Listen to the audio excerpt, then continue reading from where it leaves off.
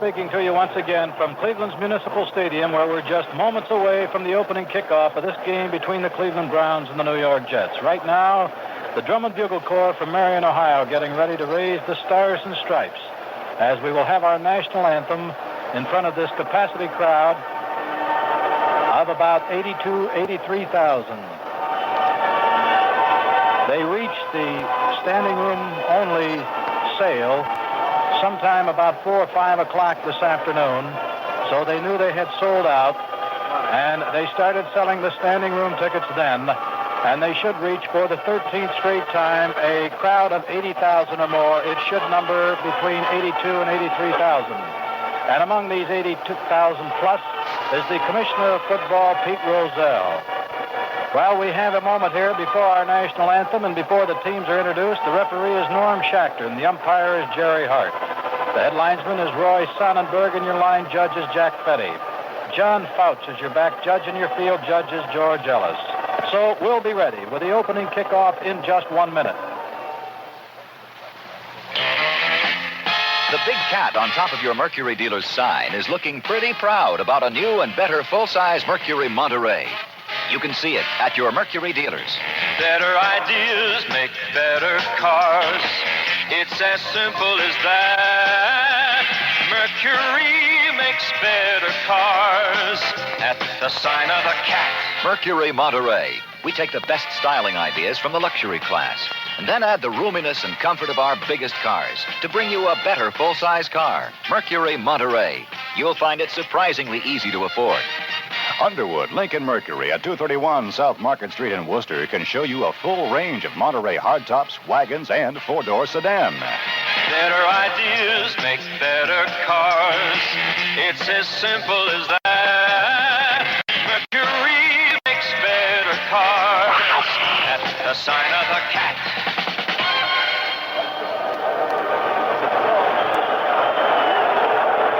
A certain amount of reaction from the crowd here as several of the New York Jet ball players came out of the dugouts on the far side of the field, and when the fans saw them, they received the usual anything but laudatory reception.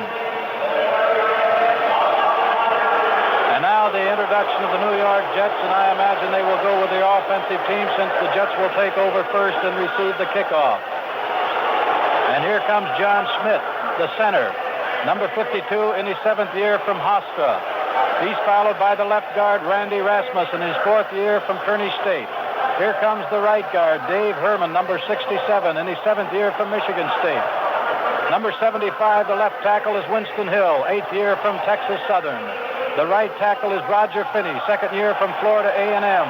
Here comes the split left end, George Sauer, 6th year from Texas, number 83. Pete Lammons is the tight end, 5th year from Texas. Here comes Don Maynard, the flanker, in his 12th year from Texas Western. And here comes Emerson Boozer, the left half from Maryland State, one of the running backs, followed by Matt Snell. Here comes Joe Namath.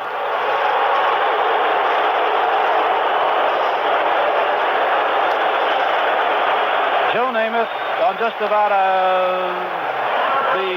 from the 10-yard line up to the 40, took his time.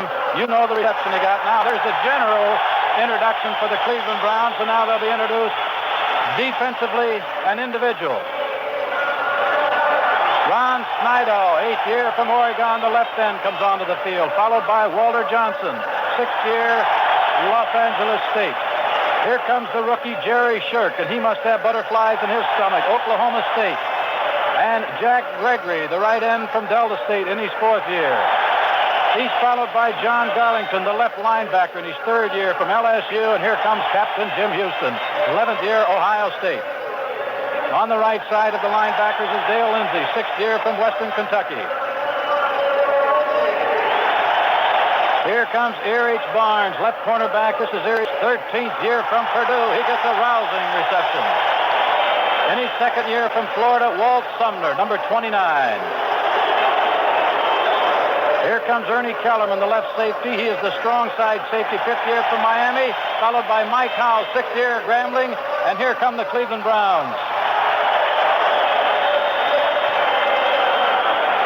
Well, sir, you can get an idea of the tempo.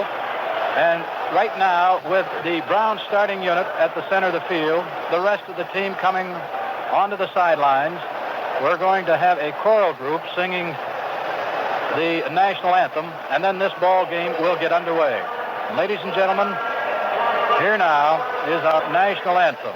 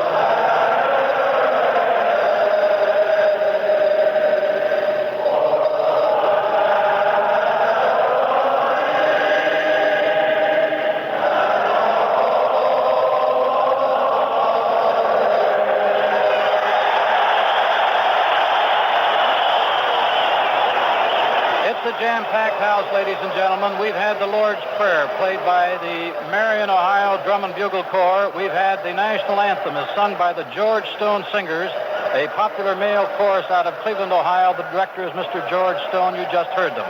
We'll have a reenactment of the flip of the coin with the referee Norm Schachter, and representing the New York Jets is their outstanding middle linebacker Al Atkinson is their captain, and the Browns, at least at the initial flip of the coin, had just two captains for tonight's game, Leroy Kelly offensively and Jim Houston defensively. Sometimes Blanton Collier, as you know, appoints a special teams captain. Tonight, I think they will go out with just two of them. Earlier, those Jets did win the flip of the coin, and they'll be moving away from the bleachers as the Browns and the New York Jets get off on this first Monday night game. It's a first for the Browns as far as the old All-American or American Football Conference is concerned, I should say, and it's the first time the Browns have met the Jets, although we mentioned earlier the Jets did show here 2 years ago in the first game of the doubleheader, and in that one Joe Namath played about a quarter and a half, as I recall. Joe came into camp late, even later than most of the striking veterans, but he has come on strong in games and looked very good against the Dallas Cowboys. He is completing about 50 to 51% of his passes. They had earlier behind Joe Namath, Babe Parilli, whom they let go. And Joe has behind him a quarterback from Duke by the name of Al Woodard. And Jim Turner is also a quarterback, but he hasn't had any experience or any action this year. He is their place kicker. He had the 3 field goals in the Super Bowl, an outstanding place kicker, and Tom O'Neill does their punting. As you know, this past week, Don Cockroft, the last of the Browns to be unsigned, he wasn't holding out, he was just unsigned, came to terms. Here comes Joe Namath across the field with Al Atkinson, and out to greet them, Jim Houston and Leroy Kelly, Norm Schachter to do the usual introductions and the flip of the coin. I don't even think they flip it on this reenactment because they know what it is. This is for the benefit of the crowd that comes late. And the Browns are receiving their final instructions from Blanton Collier, who said hello to Weeb Eubank. Weeb Eubank on the far side now has split his huddle. He is wearing his coat now. Blanton Collier's in his shirt sleeves. The captains come back to their respective huddles. And the New York Jets line up with their kickoff return unit when the Browns are receiving tonight Homer Jones. This is a change in their previous games. Homer Jones will be on the kickoff return unit. Number 85, and as we mentioned, should Gary Collins go out of this ball game because of his bad leg, Fairhooker goes to the right and Homer Jones to the left. The Browns are now taking the field, and Don Cockroft has the ball on the 40-yard line. It's a muggy night. Temperatures in about 82, 83 degrees. There is a considerable wind, but you can't tell which way it's blowing because on one end of the field it goes one way, and on the other end it goes the other. That's what happens when you have stadiums built like this stadium and the wind swirls. We're all set for action. Don Cockroft, the 1970 season, getting underway for the Browns and the Jets. Here to call the game for you, as usual, is Gib Shanley. Thank you, Jim Grainer. Good evening, everyone. Number 37, George Knock. Number 40, Mike Battle at the goal line. The kick by Cockcroft, a little short. Taken by Battle at the 5 to the 10 up the middle. 15-20. Kept away from one man. Hurls another at the 30 and gets knocked down at the 33-yard line. Mike Howell is one of the boys on the tackle. Ball and Freddie Summers is the other. 28-yard return. Ball on about the 33 and a half. Jim gave you the starting lineups. That's the way they come out on the field. Joe Namath, the quarterback. Emerson Boozer, number 32. Matt Snell, number 41, the running backs. The wide receivers are George Sauer and Don Maynard, and Pete Lammons is the slot end. We have Maynard flanked to the right. Sauer splits 5 yards at left end. Lammons out about 1.5 yards at right end. Snell now moves over, lines up right behind Namath. He gets the handoff, tries right tackle, cuts to the outside, is hit by John Garlington and slammed down on the 36-yard line. Mike Howell helped on it, but the left side of Snido and Johnson clogged up any hole that was supposed to be there. Nose of the ball spotted on the 37-yard line, gain of about 4. Snell tried to go off tackle to his right, then tried to go outside when he was stopped, but Snido turned it in. Sauer is split about 7 to the left. Maynard now flanking out to the right. Lammons out about 1 yard at right end. Now moves in a half step. Handoff. Boozer, left tackle, hits the 40 to about the 41-yard line. Jerry Shirk hanging on, pulls him down. John Garlington an assist on the stop. Ball is over the 40-yard line, about the 40 and a half. Randy Rasmussen, the left guard, led the blocking. Gain of about 3. We have about 3.5 yards to go yet for a first down. Typical for a passing team, Gibb, that starts out running just to show the opposition that they can stay on the ground and move it. Maynard flank right. Sauer splits 7 to the left. Brown showing a 6-man front. Namath throwing. Screen left flat drop by Matt Snell. He goes back after, but it's an incomplete pass. Namath threw it in front of him.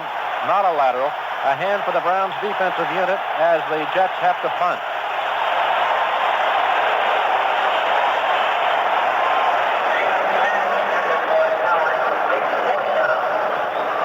In to do the punting is O'Neill.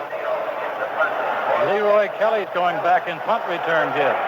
Right, with Walt Sumner at the 20. Sumner now up around the 25. Both starting to drop back. A whistle blows as the ball is snapped. We'll do it again.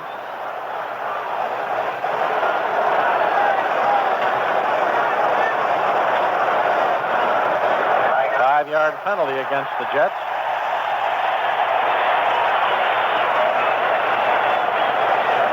Illegal procedure. Sumner and Kelly now back between the 35 and the 25. Good snap. Kick is up. Not too good a kick. Short off the right side of his foot. Now it takes a New York bounce at the 30, 20, but I believe somebody may have touched it up at the 30-yard line. Must have touched one of the Jets. That'll be a 35-yard punt.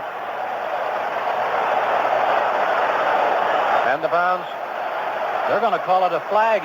He originally dropped his hat, which you were right, but now a flag went down and they assessed a 15-yard penalty. Interference against the Jets, and the Browns have it on the 45-yard line of New York. Originally his hat went down, Gibb.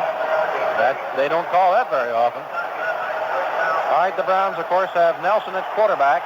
Gary Collins, the flanker. Fair Hooker, the split end. Milt Morin is the tight end. They're in the I and shift out of it. Hooker now moves out 7 yards, split to the left. Morin out about 1 yard at right end, and Collins flank right. And the fake handoff, Nelson to throw. Drills one, it is caught. At the Jets' 43-yard line, Milt Morin with W.K. Hicks hanging on his back. The Browns' tackles are Dick Shafrath and Joe Tafoni. John DeMauri and Gene Hickerson are the guards. Fred Hoagland's the center. That's a 13-yard pickup. Ball spotted on the 42 of the Jets. The Jets up front have Mark Lomas, a rookie at left end. Steve Thompson at left tackle. John Elliott at right tackle. Verlin Biggs at right end. We'll get the rest in a moment as the Browns are out of the huddle. First down and 10. I formation. They go from it. Bo Scott over right guard. Not much of a hole. I doubt he even got back to the line of scrimmage. Steve Thompson on the stop. along with Al Atkinson, the middle linebacker. They give him about a half-yard loss on the play. The linebackers left to right are Ralph Baker, Al Atkinson, and Larry Grantham. The cornerbacks are rookie Steve Tannen at the left side, rookie Early Thomas on the right side. The safeties are W.K. Hicks and Jim Hudson. Second, about 10.5 to go. Browns in the eye. Both ends are in.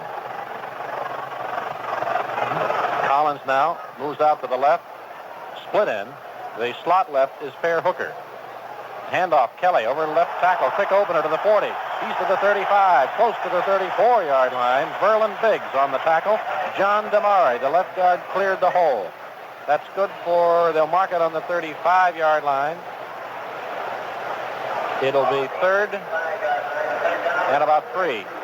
7-yard pickup. Boy, Nelson has come up with some nice play calling, although he's only called 3 plays, but that pass to Milt Morin was off the play action, and it took the linebackers, kept the linebackers up and honest, and then put in his area, and then he put Gary Collins and Fair Hooker on the same side, went up the center, the 7-yard pickup. Hooker flank left, Collins split 5 to the right, and both cornerbacks are right up on the line now for the Jets. And Kelly on the draw, trap over left tackle. He's to about the 31-yard line. First down. Biggs and Elliott on the tackle. Shafrath and Damari led the blocking.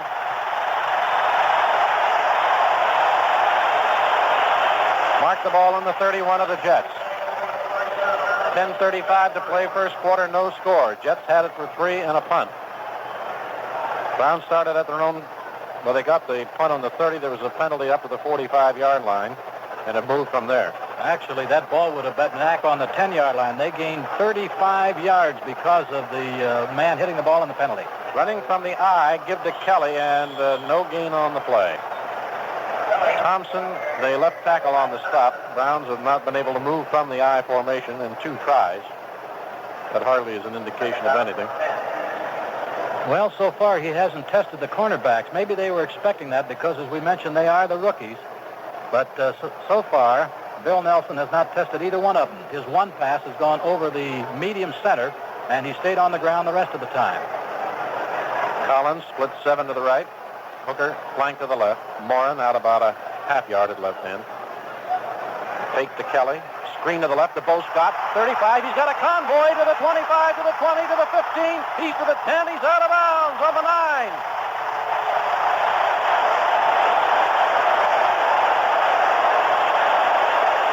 Thomas wrestled him out of bounds with Al Atkinson's help. Damari and Hickerson and Safoni, the convoy. Jets were completely fooled on it. They went for the fake to Leroy Kelly. Ball on about the 9.5-yard line. First down and goal to go. Actually, the pass was thrown a little behind Scott. He almost lost it, then almost stumbled. And I think if he put his head down at the 10, he could have almost gone in for the touchdown. Browns out of the huddle in the eye with Collins split 7 to the right. Shifting now. Collins flank right. Both ends in for the Browns. Give to Bo Scott hitting left tackle to the 9. That's it. Caught by Verlin Biggs, the veteran of the Jets defensive line at right end. And Kelly, I doubt, got a yard on it. No, about a half yard at best. Second and goal.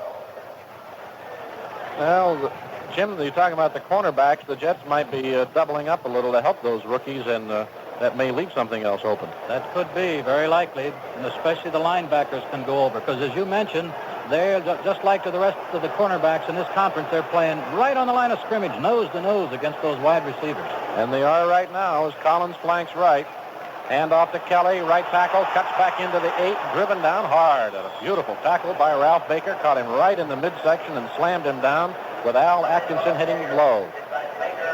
Kelly gets a yard. Third and goal, the ball on the New York 8, with 8.5 minutes to play in a scoreless first period. And traffic is still lined up for miles. Don Cockroft has his helmet on, and he's exercising that foot. Undoubtedly, at this stage of the game, if they can't pick it up now and they got good yardage on the 3rd and goal, they would go for the field goal. All right, ends are in. As the eye, they shift out of it. Collins will be split about 10 yards left, and Hooker is slot left. Morin tied it right in. Nelson to throw. He looks, he throws. Touchdown to Gary Collins.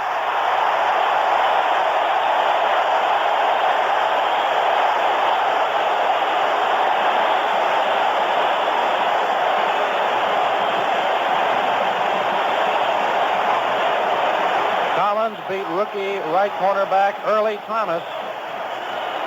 7:56 remaining, first quarter. Don Cockcroft in to attempt the point. 55 yards and 9 plays. The holder, Mike Phipps, at the 10. The snap, the spot, the kick, it's good. There's an official timeout on the field. The score, the Browns 7, the Jets nothing. Nick Amster's clothing in Worcester is right on with the unsuit look, the latest clothing creations for you young men. The SEWS revolution has never been more relevant than right now with the opening of Barney's Inn at Nick Amster's. The latest colors, cuts, and cloths in body shirts, flare bottoms, bells, tank tops, jackets, sweaters, and accessories are all there at Barney's Inn. The whole scene displayed in the open where you can pick and choose, mix and match to suit your own creative tastes for every occasion. Live a little. Use your imagination. Freedom and originality are yours to use in exciting new ways. So do your own thing with your wardrobe at Barney's Inn. Choose from suede cowhides, wool herringbones, denims, cotton velvets, corduroys, skinny rib knits, tweeds, tough threads for you under 30 guys. Go funky formal with the unsuit look at Barney's Inn at Nick Amster's. Make it with a now seen in style. Today's new look geared to the young man who knows what's happening and where it's at. It's all at Barney's Inn at Nick Amster's in Worcester.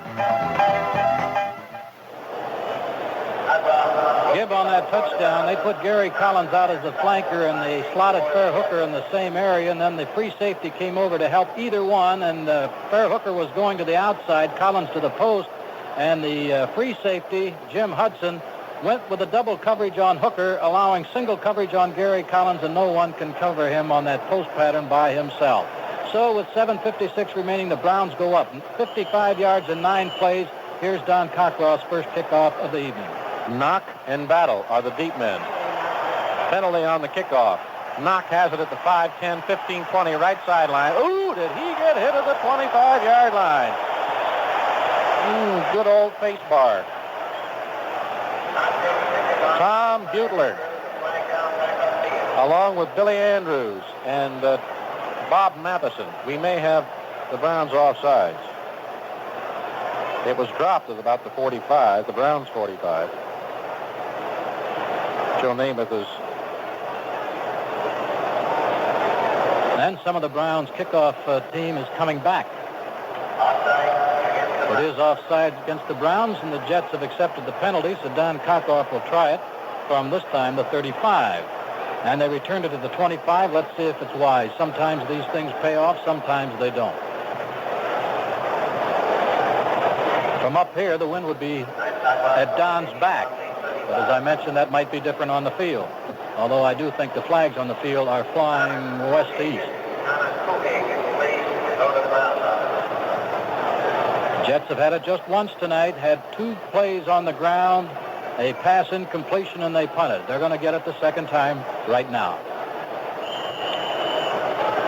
Knock and Battle move up to the 5-yard line now. 12 hit. Knock under it again at the 5. Drops it, picks it up at the 5, 10, 15 right sideline. He's hit hard again on the 23. Fumble the ball. The Jets have it. The Jets have it. Some of the Browns say the Browns recovered it, but the referee's right on the spot. Bob Matheson's the man who made the tackle. 17-yard return. Ball on the 22-yard line.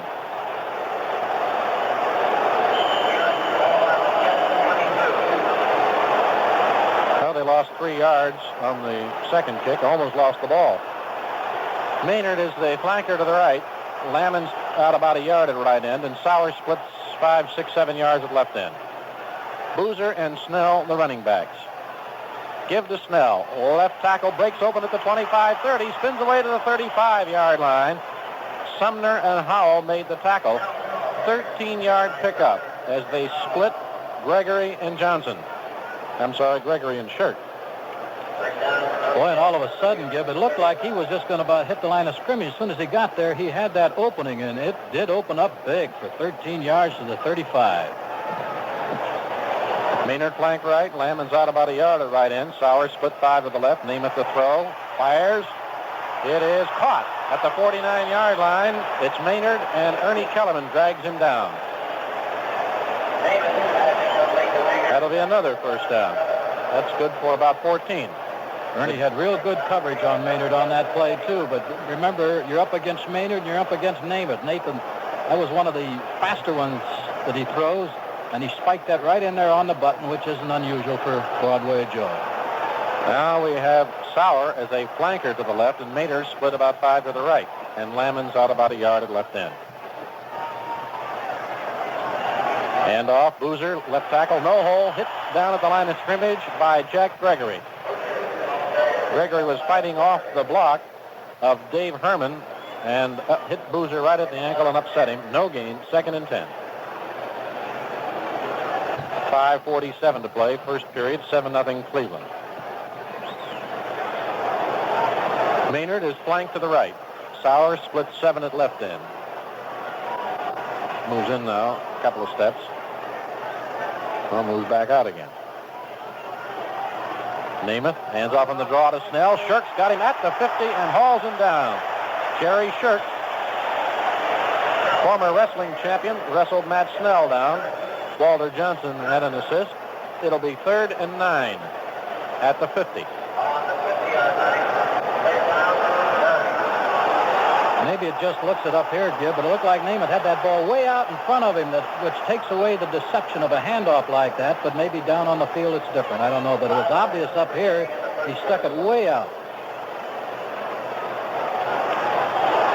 Maynard will flank right. Sauer out 7 to the left. Lammons out a yard at right end. Namath the throw. Sets. Drills it. It is out of bounds and deflected out of bounds, and a beautiful play by Walt Sumner. Intended for Sauer at the Browns' 35-yard line, and Sumner just got his hand up to flick it out of bounds. The Jets will have to punt. Boy, and Namath had to unload that because he got a great rush from Jack Gregory, the defensive right end. Steve O'Neill will punt for New York. Walt Sumner back in single safety at the moment. I don't see... well, Reese Morrison this time is going back with him. Kick is up. A little short, fair catch, held by Sumner at the 16-yard line. There's an official timeout on the field with the score. The Browns 7, the Jets nothing. Ever get caught short after regular store hours and need a prescription filled or want some packaged drug products, or maybe cereal or milk or cold cuts for the next morning? Everyone has had this problem at one time or another, and in this area it's solved by Stipes Drug Store, opposite the Penn Depot in Worcester. Because Stipes is open from 9 a.m. until 11 p.m. 7 days a week. There's always a registered pharmacist on duty at all times. Free delivery service is available when needed, along with 24-hour emergency service on prescriptions. And you'll find Stipes registered pharmacists careful, competent, and anxious to be of help to you. Also, Stipes offer a full package grocery, dairy, and cold cut line. They have a very complete baby department with baby foods and formula items, and a brand new and more complete cosmetic department featuring complete customer lines by famous Dana, Max Factor, and Corday, as well as many others. Remember now, Stipes Drug Store opposite the Penn Depot, open from 9 a.m. until 11 p.m. 4 minutes and 37 seconds remaining in the first period. The Browns with a 55-yard march and 9 carries. The only time they had their hands on the ball. 2 first downs for the New York Jets is their offensive total. The Browns break. They have it deep on their own 16. Get a break after this play. Collins is split 7 yards to the right. Now moves back as a flanker. The Browns get out of the eye. Hooker is split about 5 at left end. Hand off to Kelly, sweeping right in. Gets a block from Bo Scott. Hits the 20 and down on about the 24-yard line. Joe Tafoni threw another block. John Elliott made the tackle. Not too bad a block by Bo Scott. That'll be a pickup of about 8. 2nd and 2.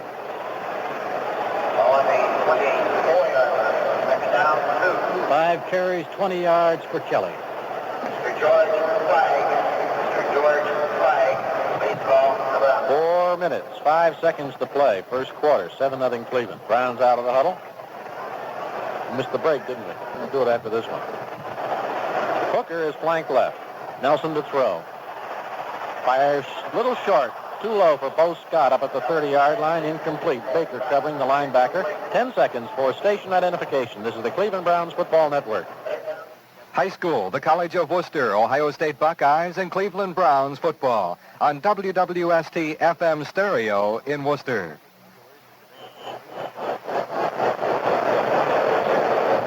Gibby had both his running backs crossing on that one. He had Scott coming the sideline, Kelly going over towards the middle, and both of them happened to be open. He chose Scott and just overthrew him by a matter of a foot or two. They have a third down and still 2 to go. Ends are in. Collins a wing left. Kelly, right tackle, up and over, and I believe he has it close to the 27-yard line. Steve Thompson and John Elliott, the 2 tackles, and Al Atkinson, the middle linebacker, on the stop. Center Fred Hoagland helped clear out the path, and we'll measure. Well, if this series started on just about the 16, it looks pretty good from up here, Gib. Sure does. Not exactly right opposite, but enough that it's a first down. They got it by more than they wanted the ball. A couple of feet to spare. And a timeout, an official timeout on the field.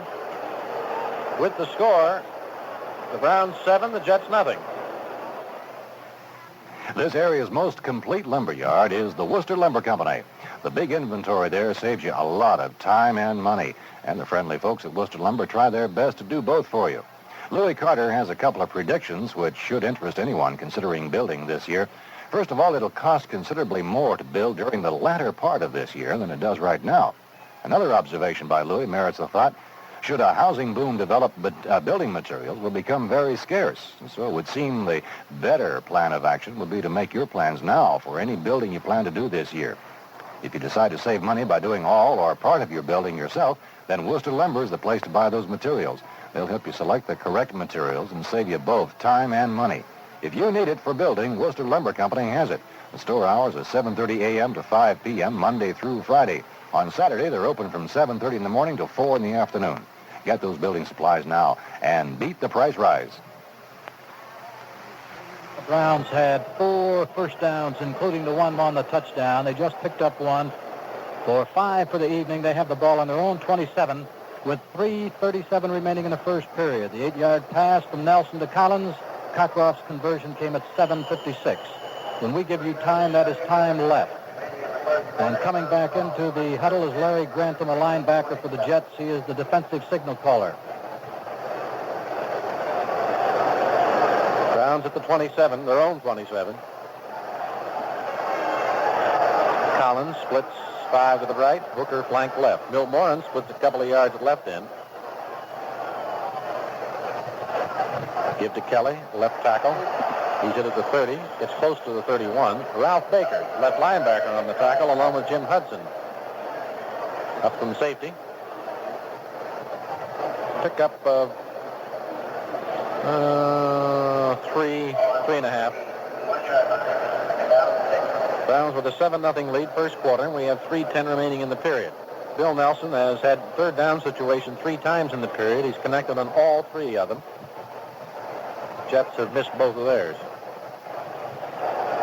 Collins is split right. Now flank right as Morin comes out of the eye as they slot in. Hooker split 7 to the left. Give to Kelly, trying to sweep right in. He is hit for a loss back on the 29-yard line by Al Atkinson, who helped not only string out the play, make the stop, and Mark Lomas, the defensive left end, who held up most of the Browns' blocking. It's a loss of almost 2. And it's third down. 8 to go. Nelson has thrown 4 times, just 4 times out of 14 offensive plays, as Kelly has carried 8 for a pickup of 25. Scott has rushed for 2.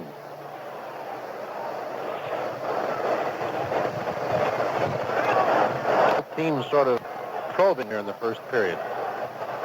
Collins split 4 to the right. Hooker flank left. Morin splits 2 to the left.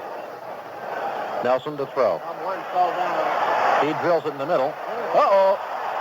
Interference. Collins was given an elbow at the 48-yard line by Hicks, number 33, as he went behind him. Gary, the ball wasn't that close to Gary, but of course the defensive back didn't see it, but Hicks gave him an elbow in the back to knock him off stride, and the ball was in the air at the time. So it's a first down at the Cleveland 47. 18-yard penalty.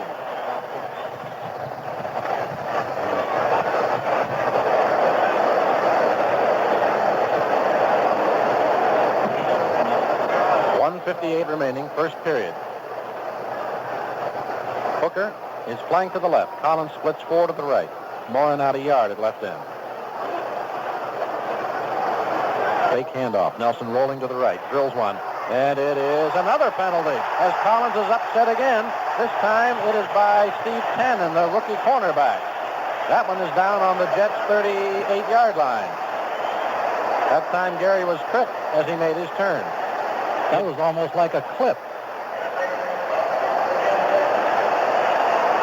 Gary had faked over the middle and cut out toward the sidelines, and that's when Tannen appeared to not knock him down. He almost fell on the Gary to upset him. Another penalty, officially.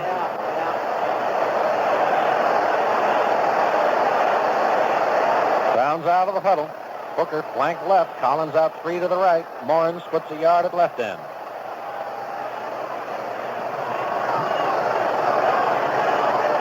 Nelson backpedaling to throw. Set. Fires to Milt Morin. He's got it on the 30 to the 25 to the 20 and down to the 18 with Jim Hudson hanging on. And Jim, that time, he only sent 3 receivers out. Kept his running backs back to block. And Milt Morin was open by about 3 steps on Hudson, who is the strong side man and has the coverage of Milt Morin, and he is the veteran in that backfield. Ball spotted on about the 19-yard line, so it's a gain of 18. Nelson has gone to Morin, as you know. Last year he went to Morin a lot. And some of your tight ends now are becoming the leading receivers on some of your ball clubs. Collins, flank right. Booker out, 4 to the left. Morin splits a yard at right end. And the ball may be a little wet. Umpire steps in to wipe it off. Stops the clock, and it starts again as Hoagland's over the ball. First down and 10. Fake handoff. Screen to the right to Bo Scott. Gets a block at the 20. Scott to the 15, to the 10, to the 5. He's down on the 4-yard line. Larry Grantham, the right linebacker. Hickerson threw the big block for him. That's good for almost 16 yards on the play.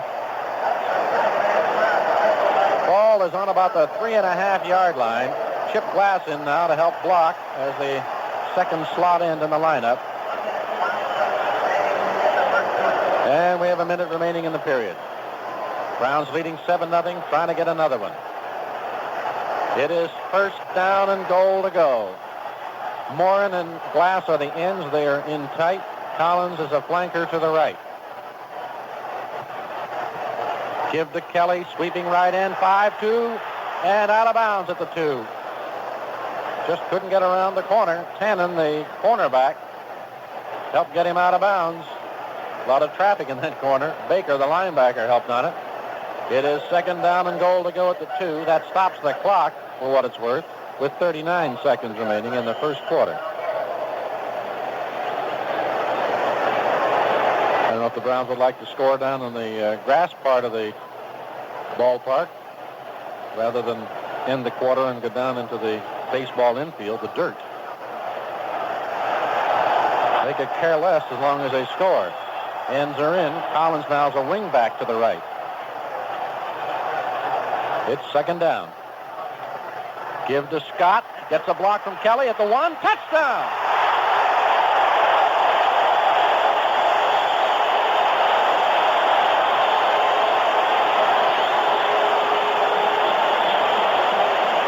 Ran right over Early Thomas, and Leroy Kelly threw the block for him right at the line. 36 seconds remaining in the period. Mike Phipps holding. Don Cockcroft to attempt the point.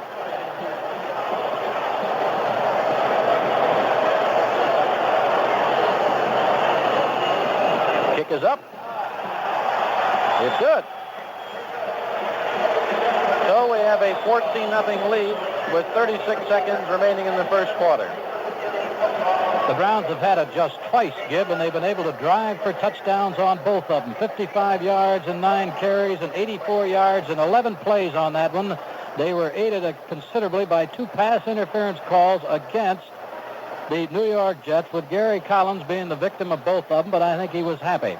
Gary has 1 touchdown reception tonight. Scott in from the 2 on that one. 36 seconds remain the first period as the Browns are up 14-0. And we'll get this return in probably 1 play and end the first quarter. Kelly has 27 yards and 9 carries, and Nelson is 5 out of 6 for 76 yards. He has the 1 touchdown to Gary Collins. Don Cockroft kicks off for the 3rd time tonight. Battle now back with Ed Bell. Kick by Cockroft. Battle at the 1, 5, 10, 15, right sidelines, 20.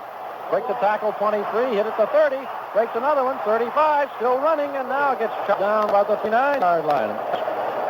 Some return of 38 yards, and Joe Jones finally got him down. Mike Howell helped on it. He almost broke that one open. You know how long he was running when he went from 38 seconds down to 20. It took up 18 seconds on that one, and now the clock is running down to 12. Maynard flank right. Here's Namath to throw. He sets. He fires. It is caught by Boozer at the 45. He's to the 50, and he's pulled down on the Browns' 46 by Ernie Kellerman, and there's the gun. That's the end of the first quarter with the score. The Browns 14, the Jets nothing. There's a better personal sports car this year. Its name, Mercury Cougar. Better because it's richer, more luxurious. Better ideas make better cars. It's as simple as that. The 1971 Mercury Cougar XR7 combines the best sports car ideas, like tachometer, floor-mounted shift, and big V8, with the best luxury car ideas, like glove-soft high-back bucket seats accented with pure leather, and styling with a European flair. To bring you a better luxury sports car, pound for pound, dollar for dollar, Mercury Cougar is America's best-equipped luxury sports car. See these better ideas for yourself. Examine the 1971 Mercury Cougar at Underwood, 231 South Market Street in Worcester. Better ideas make better cars. It's as simple as that. Mercury makes better cars. At the sign of the cat.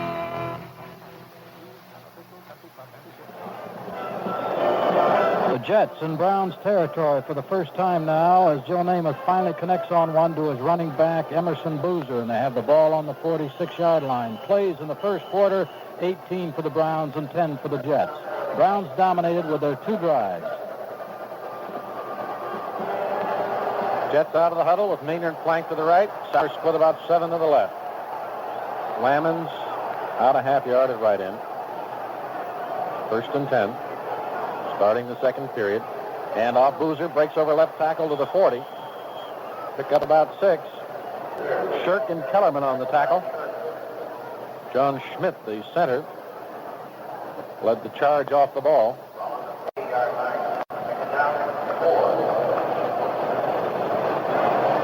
Namath 2 for 4 in the air. Nelson 5 out of 6. Now we'll have Sauer again, split left by about 7. Maynard flank right. Lamons again splits about a half yard at right end. Namath to throw. He sets. He fires. It's deep. It is batted away down on the 10-yard line as Kellerman and Howell at double coverage on George Sauer.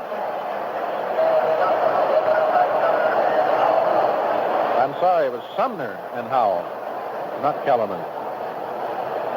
They were both in front of the ball.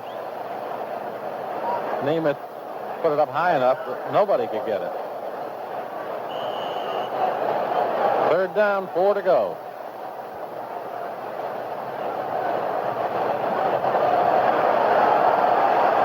Maynard flanks right. Sauer out 7 to the left. Lamons again splits about a half yard. Snell now moves directly behind Namath. He gets the handoff. It's left tackle, and he's got a first down with 20 to spare to the 30 to the 28-yard line. Sumner making the tackle, along with Walter Johnson.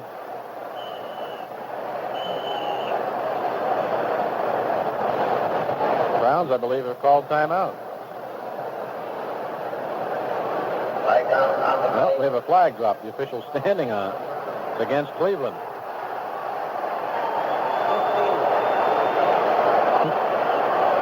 It'll be a half the distance. To the 14-yard line from the 28. The personal foul now puts the Jets in business. First down for the Jets on the ground, 14. First threat by New York. Sauer splits 5 to the left. Maynard flanked out to the right. Lamon splits a yard at right end. Namath hands to Snell, left tackle, cuts inside at the 15 to the 10 to the 8. Tripped up by Sumner. Dave Herman, the right guard, pulled out and led the blocking. Ball on the 8.5, the nose of it. That's a pickup of about 5. 14-0 Cleveland. Jets threatening. Second quarter. 13:40 to play. Maynard flanked right. Sauer split 5 to the left. Second down. Namath gives to Boozer, right tackle. He's hit hard at about the 8, maybe the 7.5. Barnes and Houston on it. Lindsay. All placed at about the 7. Boy, and on that play, Gib, Maynard was split wide to the right, and he was covered by Erich Barnes, and Erich came off of Maynard right off the bat when he saw it was going to be a run and dived into that pile and got in halfway through that tackle. 3rd and 3 on the Browns 7. Maynard flanked right. Sauer out 5 to the left. Lamon's tight at the right side. Give to Snell up the middle to the 3 to about the 2, and he has a first down. I think the Browns smelled pass instead, and Namath fooled them with Matt Snell getting the first down at the 2. The Browns now send in Joe Jones and Bob Matheson to shore up the line for the defensive unit, taking out defensive backs Walt Sumner and Ernie Kellerman. Sauer now is flanked to the left, and Maynard splits 5 to the right.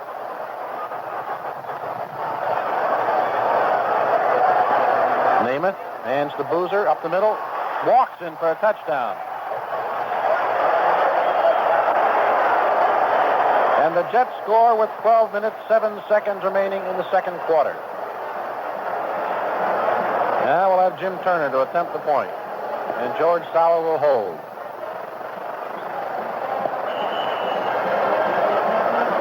.12:07 to play, second quarter.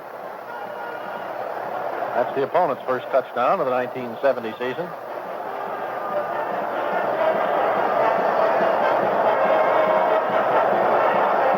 Waiting for the snap. Here's the spot, kicks up. It's good. There's an official timeout on the field with the score. The Browns 14, the Jets 7. Getting involved and swinging with the times is the theme and the reason for Barney's Inn at Nick Amster's in Worcester. Barney Lehman has the reputation of being in the know when it comes to the latest, most up-to-date styles for men of all ages. And right now, the SEWS revolution is right on, brother, for all you young men with Barney's Inn, featuring the unsuit look. You don't have to spend a bundle to look like a million. Style is what makes the great ones great, and you'll find plenty of style in all the clothing you see at Barney's Inn. From fancy flare pants, tank tops, suede cowhide vests and jackets, bells, all displayed for easy selection. The latest fashions all hang out for you to mix and match to suit yourself. Be you in the clothes you wear from Barney's Inn at Nick Amster's. Young men who belong to the action generation are going to where the action's at. Barney's Inn at Nick Amster's in Worcester.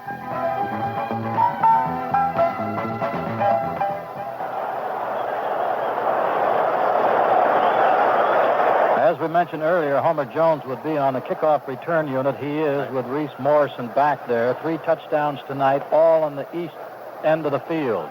As the Jets are back into this ball game with a 62-yard drive in 8 carries. They, too, were aided by an interference call, a holding call, personal foul, I guess it was, of some 14.5 yards. Now, Reese Morrison and Homer Jones are deep. The Turner's kickoff is going very deep, and it's 8 yards in the end zone, and Reese Morrison will stay there with it. Touchback, and the Browns offensive unit will move out to start play at the 20-yard line. That's got to be the way the wind's going, Gib. Sure was on that one.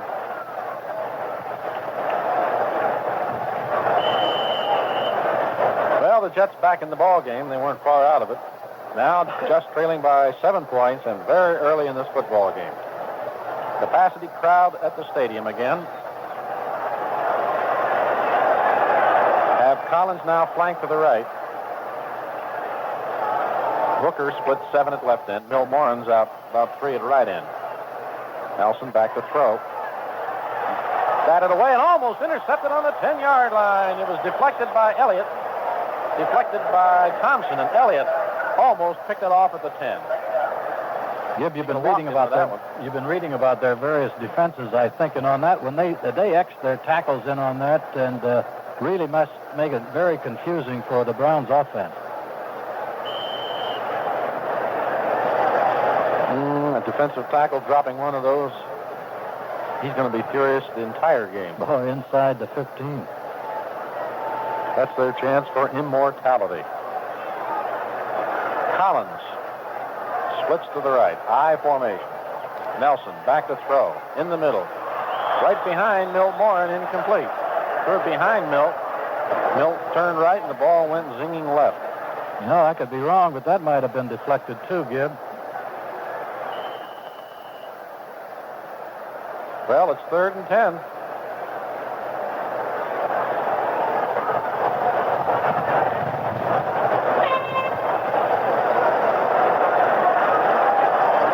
Browns out of the huddle.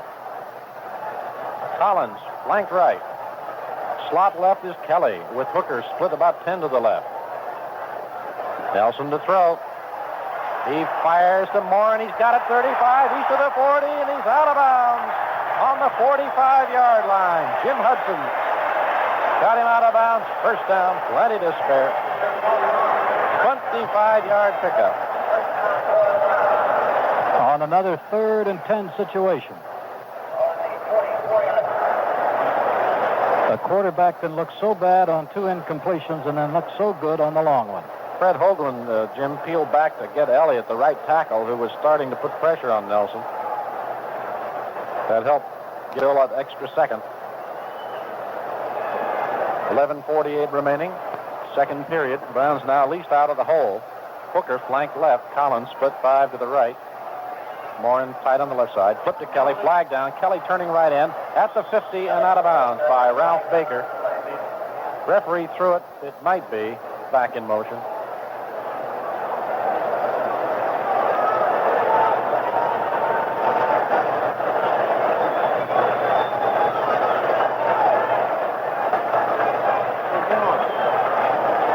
And Leroy Kelly are discussing it.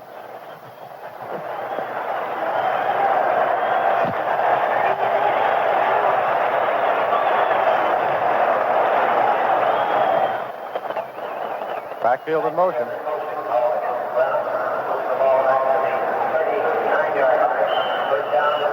The referee put the ball on the 39, and the umpire shoved it back where it belongs at the 40. Being a democracy. 1st and 15. Shifting out of the eye. Hooker's a slot left with Collins split left.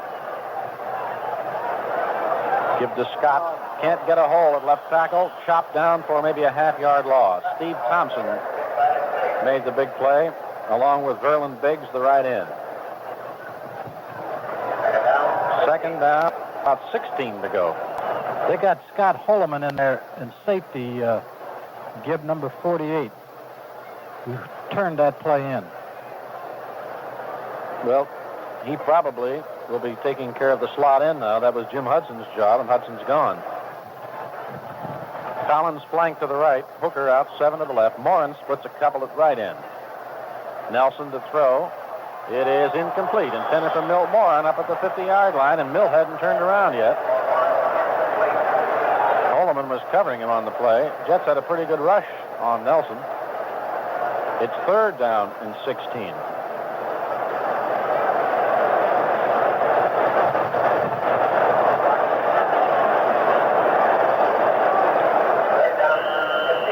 11 minutes to play. Second period. Browns lead 14-7.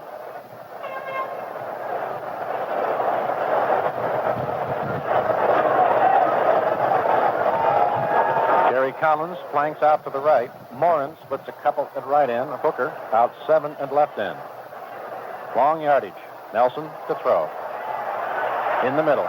Caught by Morin at the 50. Knocked back to the 49-yard line of the Browns by Holloman. It is short of the first down by about 5. They'll mark it at the 50-yard line, and the Browns will have to punt. And Verlon Biggs, the right defensive end, put another big rush on Nelson and knocked him down after he got rid of the ball. And Nelson is okay coming back to the sidelines. Deep men are Ed Bell and Mike Battle at the 10. Cockcroft will be kicking into a slight wind, not too much. Kick is a high spiral. Fair catch called for by Battle. Lets it go at the 10. Takes a Jets bounce. Picked up by Chip Glass by the Browns, and he gets belted by Oncotts, the rookie from Penn State. The officials say nothing illegal. Nobody got hurt. So the Jets will start play at the 13-yard line on a 37-yard punt. And more important, no return. 10-12 to play, second period. An official timeout on the field with the score: the Browns 14, the Jets 7. You can always trust your doctor's prescriptions to Stipes Drugstore in Worcester. Quality, service, convenience, those are the watchwords at Stipes. Stipes Drugstore always has an experienced registered pharmacist on duty from 9 a.m. until 11 at night, 7 days a week for your extra convenience. With free delivery and 24-hour emergency prescription service when needed. As a further convenience, Stipes always carries a full line of grocery items, dairy products, candy, tobacco products, film and film service, greeting cards, cosmetics, and gift items of all kinds. Stipes has one of the most complete and up-to-date cosmetic departments in the entire area, with all your favorite cosmetics in full selection. Famous products by Max Factor, Dana, and Corday, to mention just a few. For friendly, complete, and convenient service, it's Stipes Drugstore, East Liberty Street, across from the Penn Station in Worcester.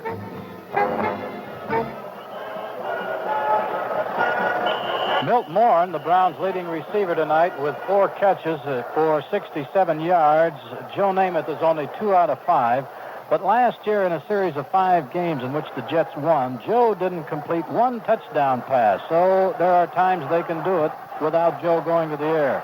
Get a break after this play. Maynard is flanked to the right. Sauer splits about 10 at left end. And off to Boozer, right tackle. He's hit at the 15-yard line by Snido and chopped down for about a 2-yard pickup. Barnes helped on it. 10 seconds for station identification. This is the Cleveland Browns Football Network. Every Cleveland Brown football game on WWST FM stereo in Worcester, 104.5 megacycles on your FM band.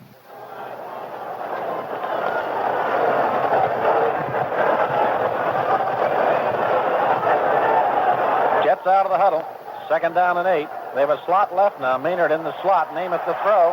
Fires. It is caught. Ooh, a hard tackle on Sauer at the 32 by Ernie Kellerman. Chopped him at the knees from behind. A 17-yard pickup, first and 10.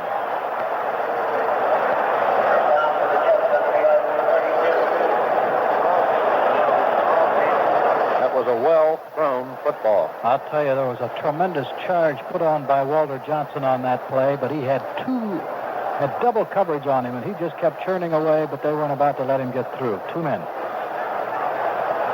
Maynard flank right. Sauer out 5 to the left. Lammons out about a half yard at right end. Namath takes the handoff, going to throw it. Drills one.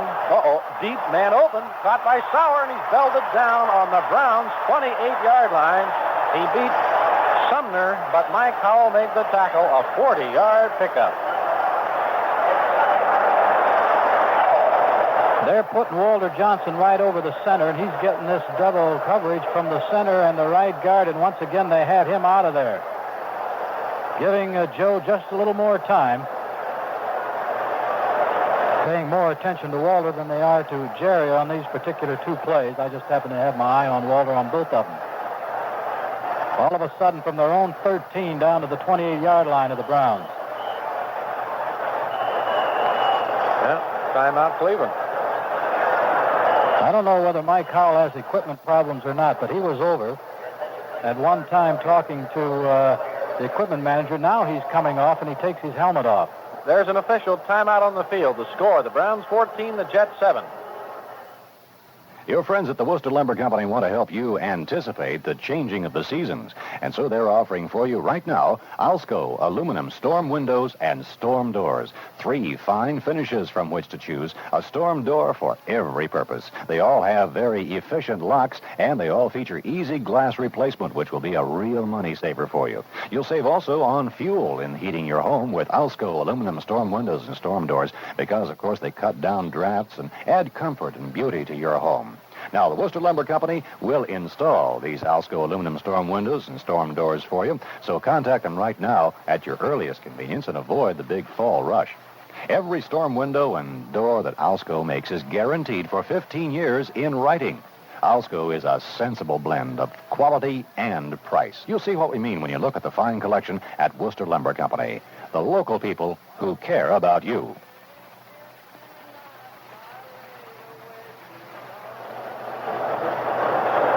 Well, it's more than equipment with Mike Howell. He's now out of the ball game. Give mentioned that he might be receiving smelling salts. He's on the sidelines, and Ippolito has an ice pack on his back, and Fred Summers has replaced Mike Howell. It's awfully hot down there, and Mike, you know, as the free safety, does an awful lot of running around. Now, he wanted to go back in. He was on his feet and okay, but then they decided against it, and the Jets break, and they're 1st and 10 on the 28. See if Joe Namath does any picking now on Fred Summers. He has Maynard flanked to the right. He's going to throw it. Sets up. Fires. It is incomplete. At the 5-yard line. Sumner broke it up, intended for Sauer. And a flag is dropped back on the 34. It apparently is holding. 15 yards against the Jets. Back to the Cleveland 49. It is for holding. And that's a 21-yard penalty because it's from the spot of the foul, 21 yards from the original line of scrimmage. The infraction called against right guard Dave Herman. But they hold on to the down, but they've got to reach the 18-yard line. They're on the 49. Jets have again Maynard flanked out to the right. Sauer splits 5, now moves out 7 yards split. On the draw, Boozer hit at the line of scrimmage, and he's down for a yard pickup to the 48-yard line. Howell back in the ball game on it. Lindsay helped on it. Gain of a yard. It's 2nd down. And 30 to go.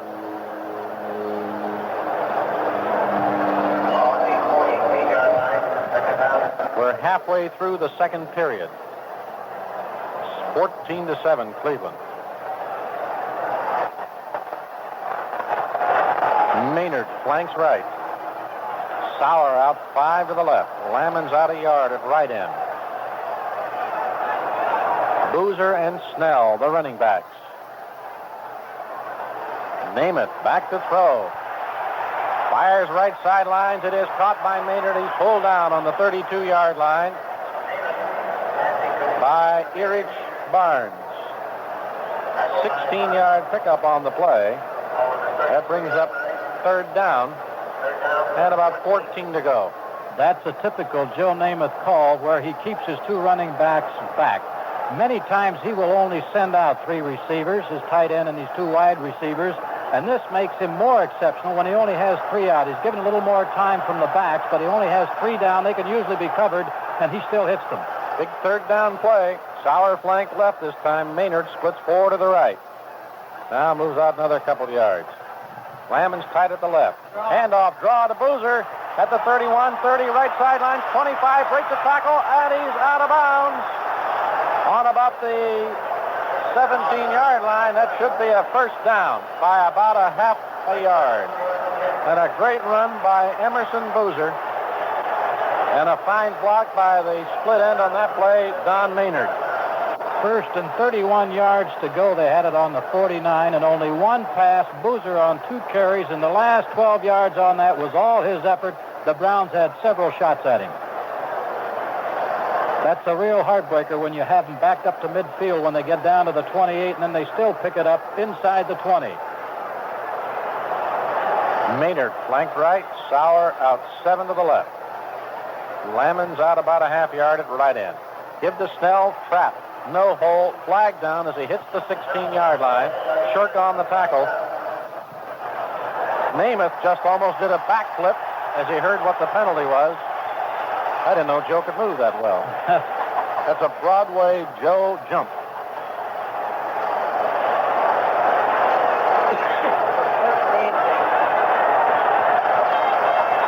Another big one, 15, back to the 31.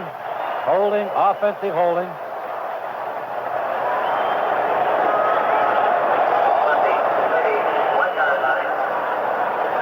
It's first down. 24 to go.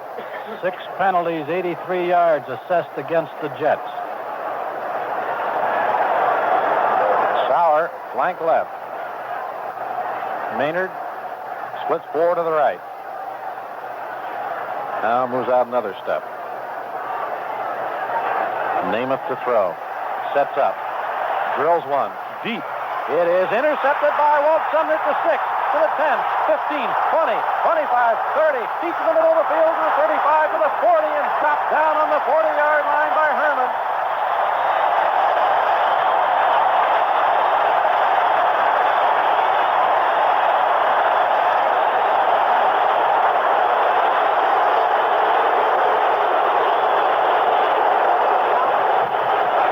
Four-yard return by Walt Sumner. Joe Namath just had a better throw on his helmet, out of bounds. He's, of course, angry with himself. He threw it too far. 5:45 to play in the half. And we have Homer Jones in the ball game, flank to the left. Give to Kelly, try to sweep left end, no hold. Chopped down on the 39, a yard loss. Larry Grantham, the right linebacker, made the tackle. They'll mark it back on the 38, a loss of 2. Homer Jones is in the ball game, replacing Gary Collins. As far as his spot in the lineup, but on the field, Homer's the split end, and Hooker moves over to flanker. And Homer will always play the left side, as you know. They flop their Hooker back and forth, but Homer will always be on the left side. In their I formation. Now he's on the right because Hooker also is on the right. Hooker is the slot back, and Homer splits 10. Give to Kelly, try to sweep the left side. He's trapped again to the 33-yard line. Boy, the Jets really plugged that one up, and again it was Grantham with help by Early Thomas, the right cornerback. That's another 5-yard loss. Now it's 3rd and 17. Verlon Biggs is on the right side, too. He's one of these that is supposed to be unsigned and unhappy. But he's got to be unhappy with the Browns the way he's playing. The right tackle is John Elliott, a 4-year veteran from Texas. Hooker flanks right. Homer Jones out 5 to the left, and Milt Morin splits a couple at right end. Blitz. Nelson to throw. He drills it. Flag down. Hooker drops the ball on the 45 of the Jets. We have a flag thrown, however. Holding has been called against. I would assume it's against the Jets. It was called way up in the defensive backfield, not at the line. That's the call. That's an automatic first down, which is more important. 5-yard penalty. The linebacker blitzing was Baker, and the Browns picked it up beautifully. Ball is up to the 38. 1st and 10. 4:02 to play in the half. And a fairly well-played first half, especially for the first game of the season. It's been a very exciting game for the fans. On that one, the Jets had only 3 men back, sending all their linebackers up on the line, and that's unusual on this passing down. From the eye, Nelson to throw. Pumps. He throws to Hooker. It's open, and it's overthrown on the 30-yard line. He faked the post pattern and cut back out to the sidelines and had Holloman and Tannen both feet on the play. Nelson led him by about 2 yards too many.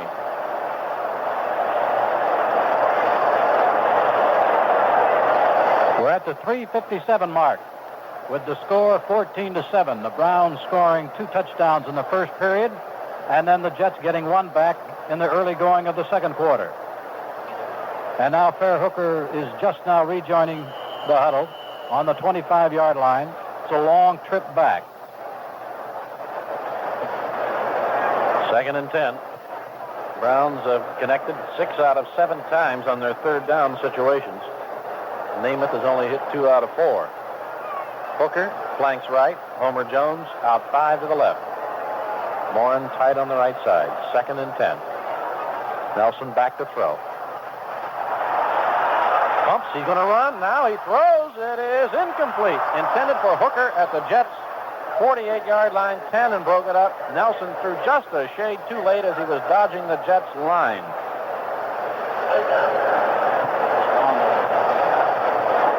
Third and 10. Bill did have some time on that give, and I think he was eyeing Leroy Kelly, who was doing a zigzag pattern over the middle, and finally shook loose, but by that time, Nelson had taken his eye off of him and headed towards the right side, started to run, then had to unload it in a hurry, and Fairhooker couldn't catch it.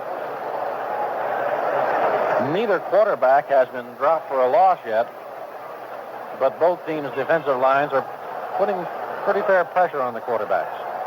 3rd and 10.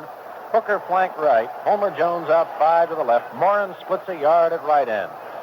Nelson to throw. He's hit as he throws, and it is incomplete. That spoiled his throw, and it fell harmlessly to the ground. Biggs is the man who hit him, the right end. Ball fell up at the 45-yard line. The Browns will have to punt. 3:45 to play, first half. Ed Bell and Mike Battle go back in double safety. Sam McDowell did not pick up his 21st win today. Sonny Siebert beat him 2-1. Don Cockroft to punt.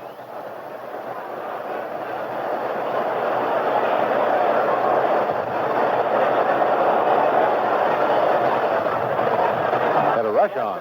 The kick is up and away. Fair catch called for and held by Bell on the 23 of the Jets. Gib, that's the first time they've had to punt, but notice that this was pointed out to me at the beginning of the game. I guess the loss was charged to hand, not McDowell. Beginning of the game, on these punts, you'll know they put 7 men over on the left side, and they send Tannen in to block the punt. They try to block every punt. And the next time they punt, notice that big jam up on the Browns' right side, their left, and Tannen, number 21, coming in from the outside. And that's why Don Cockroft, aware of this, got it off in a hurry. 49-yard punt. Maynard flanked right. Sauer split 5 to the left. Lammons tight on the right side. Namath back to throw. Screen on the left. Caught by flag down and hit by Knock and White are the 2 running backs. The one that caught that one was White. And a flag down as he's pulled down to the 32-yard line by Houston and Garlington.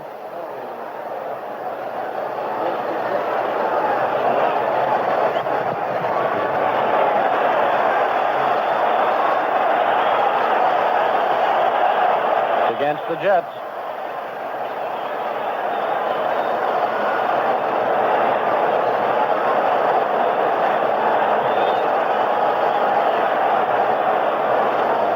Well, I missed that signal, Jim. Interference or pushing. One or the other. Offensive interference. 11 yards, half the distance. Ball back to the 12. First down. Still, 3:10 to play in the first half. Namath to throw it. Fires. Maynard's got it. 27. Hit down at the 31. Almost lost the ball. Grabbed it again as he's pulled down by Barnes. Pickup of 19. And it will bring up a second down. And about 2 to go.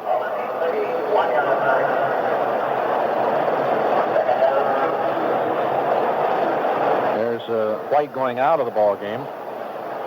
Snell is back in. And Boozer is back in. Maynard flank right. Sauer out 5 to the left. Lammons tight on the right side. Namath to throw. Left sideline. Sauer's got it. Out of bounds on the 38. First down. Stops the clock. 7-yard pickup. 2:27 to play in the half. Browns lead 14-7. They have Mike Howell back in at his free safety position.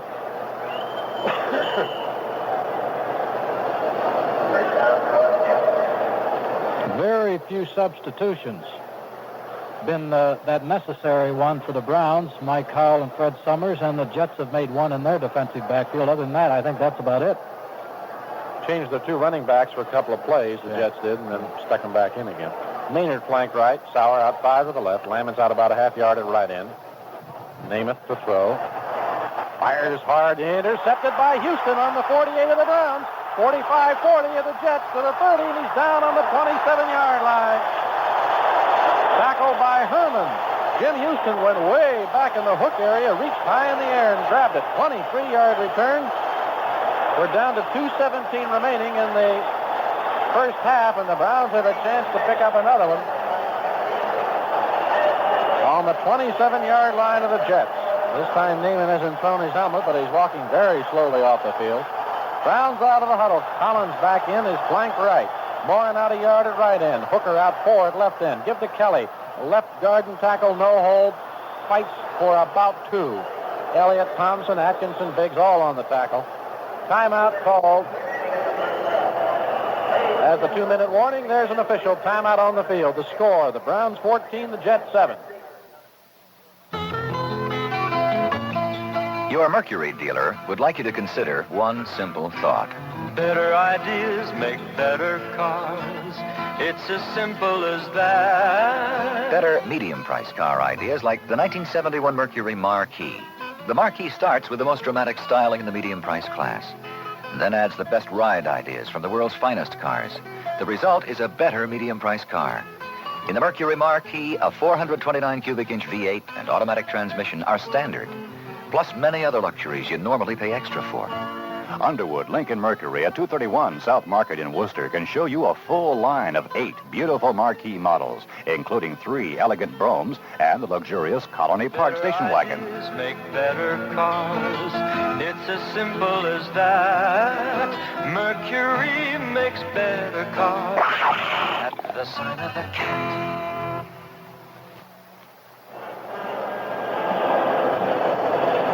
2nd and 9 as we go into the final 2 minutes of the first half. The Browns trying to get in for their 3rd score of the evening. They have not scored in this second period. 2 interceptions off the passes of Joe Namath, who has completed 8 out of 13 for 130 yards. Their touchdown came on a 2-yard run by Boozer. So the Browns huddle back on the 35. 3 downs for the first down, which they have to get to the 16. 2nd down and 8. Collins flank right. Hooker out 5 to the left. Morin splits about a yard and a half at right end. Nelson back to throw. Screen to the right to Bo Scott. He's in trouble. He's chopped down back on the 35-yard line. And a beautiful defensive play by Al Atkinson, the middle linebacker, Steve Thompson, the left tackle. They really played that very well. It's a loss of 10. It is 3rd down. About 18 to go. Impossible for you to expect anyone to think that far ahead, but in that case, I don't think the Browns would have been mad if Scott had dropped that ball. Saved him 10 yards. Hooker splits left, almost 10 yards. Collins out to the right as they get out of the eye. Now Hooker's flank left. Collins split 7 to the right. Morin out 2 to the left. Nelson backpedaling. He fires, flag down. It is caught by Hooker, and he's down on the 20-yard line. Thomas there to make the touch on him, but we have a flag drop way back at the 44, 47-yard line, and that could be holding.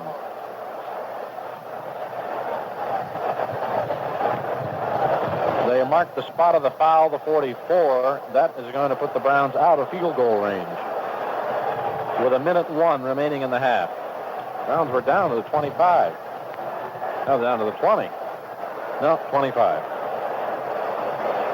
On that 2nd down play. Now on the penalty, they're back to the Cleveland 41. Holding.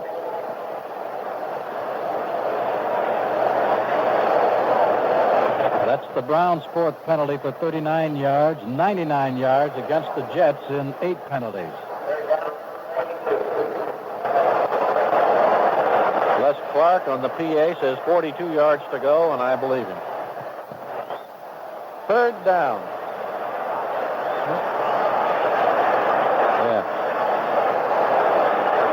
Hooker, flank left. Collins out 7 to the right. Morin out a couple at left end, and Nelson to throw. There's the long bomb to Collins, underthrown. He comes back, and he can't quite get the ball at the 22-yard line.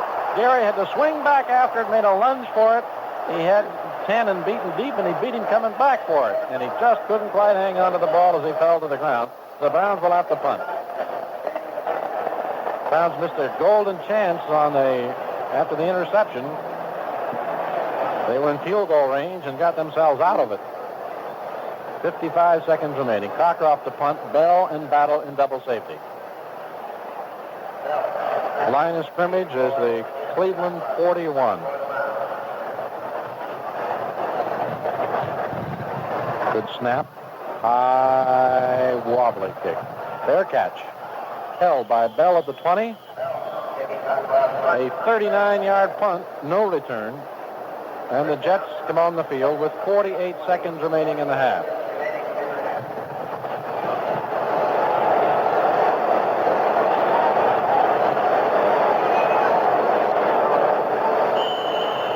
And the clock starts. Maynard flank right. Sauer out about 5 to the left. Boozer and Snell, the running backs. Give to Snell, cutting outside left end. 25, 26.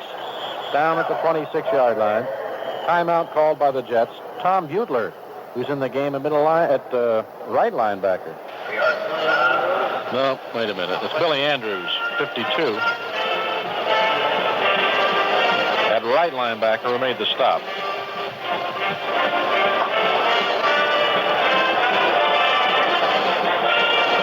Harry, I bet you're very bad at checkers, aren't you? With 31 seconds left to play now, and second down and about 4, apparently the Jets are just content to run out the clock, even though they've called a timeout because they kept Boozer on the ground. But perhaps in this one or the next one, as they break, that Joe Namath will go for the bomb to try to get at least within field goal range. 31 seconds remaining first half. Boozer's a slot left. Sauer split 5 to the left. Maynard flank to the right. Handoff. Snell, right guard, 30, 35, 38, close to the 39-yard line. Another timeout. 25 seconds remaining. That's another first down. They might just like to get it at least in field goal range. Howell made that tackle. And they have one more timeout. The Browns took their timeout about 8 or 9 minutes ago. Well, they have Jim Turner who can kick them from the 50, and keep in mind that if there is a prevailing wind down there that means anything, he has it behind his back.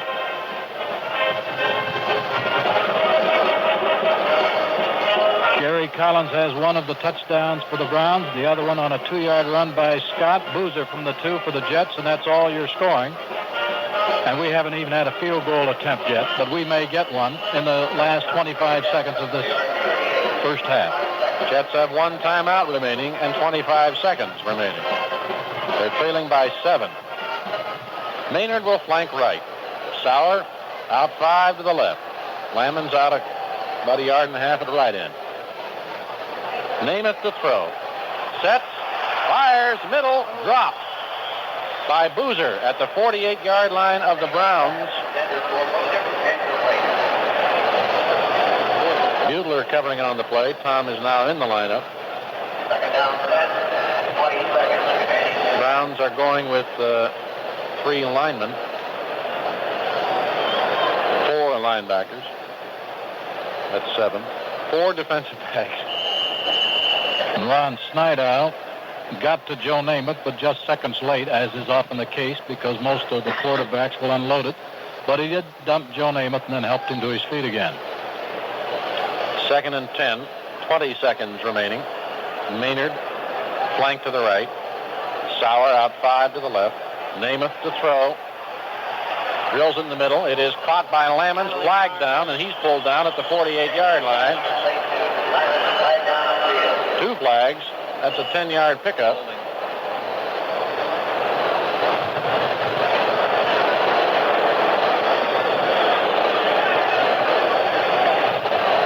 Both captains Namath and Jim Houston anxious to find out on which team it will be assessed. Looks like it's going to be against the Jets. Well, Namath is talking. Now they leave the ball right where Lammons went down. Lammons caught it. I wish the referee would talk a little louder so we can tell what's going on.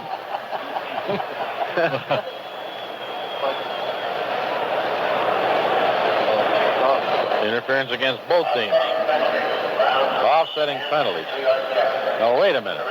They can't leave the ball where it is. They've got to start the... Can they? Well, normally you'll put the ball back. Normally you discard the play and return. They're giving the Jets a first down on the 48, their own 48-yard line. Offsetting penalties usually means back to the line of scrimmage. Back to the line of scrimmage. Two officials have asked the referee, and he's explained it to both of them. So I guess there's nobody beefing. 14 seconds remaining. Jets not quite in field goal range. Need about 10-15 more. Maynard is flanked to the right. Sauer out 5 to the left. Lammons splits a yard at right end. Namath to throw. In the middle. Batted away by Houston at the 40-yard line. He stepped right in front of Lammons, and it's a good thing he got a hand on the ball, or Lammons would have been off to the races. Well, we have 10 seconds remaining. But the Jets still have one timeout left. One timeout, and this is only second down. Joe was a little short on that pass. Lammons was down at about the 35-yard line and then looked like he stopped. Had he been able to, had the ball been thrown a little longer and he'd been able to keep up his momentum, had Joe been on target with that, he'd have had a completed pass inside the 30-yard line. He had to stop and then come back. Second down. Again, Maynard flank right. Namath the throw. Pumps deep to the right sidelines, and this one goes out of bounds on about the 27-yard line, intended for Maynard, and Erich Barnes was covering along the sidelines. Now the clock says 4 seconds remain. The Browns had real exceptional coverage on that, but once again it was the same pattern we mentioned earlier, that sending only 3 receivers down is easy for a linebacker plus your 4 defensive backs to drop back and give almost every receiver double coverage. But Namath kept his backs in there and got good protection because he wants to go long. Might be the last play of the period. Maynard flank right, Sauer out 5 to the left, Lammons out about a half yard at right end. There's a draw. Boozer trapped and knocked down at the 47-yard line, and there's the gun. That's the end of the first half with the score. The Browns 14, the Jets 7. We'll be back with halftime sports in the second half of tonight's game after the news. Second half kickoff. Turner on the approach. Reese Morrison and Homer Jones are deep. Homer Jones on the 6, 10, right sidelines, 15, 20, 25, 30, 35, 40, 45. Turner missing. He's to midfield. Homer Jones is going all the way for a touchdown. 94 yards.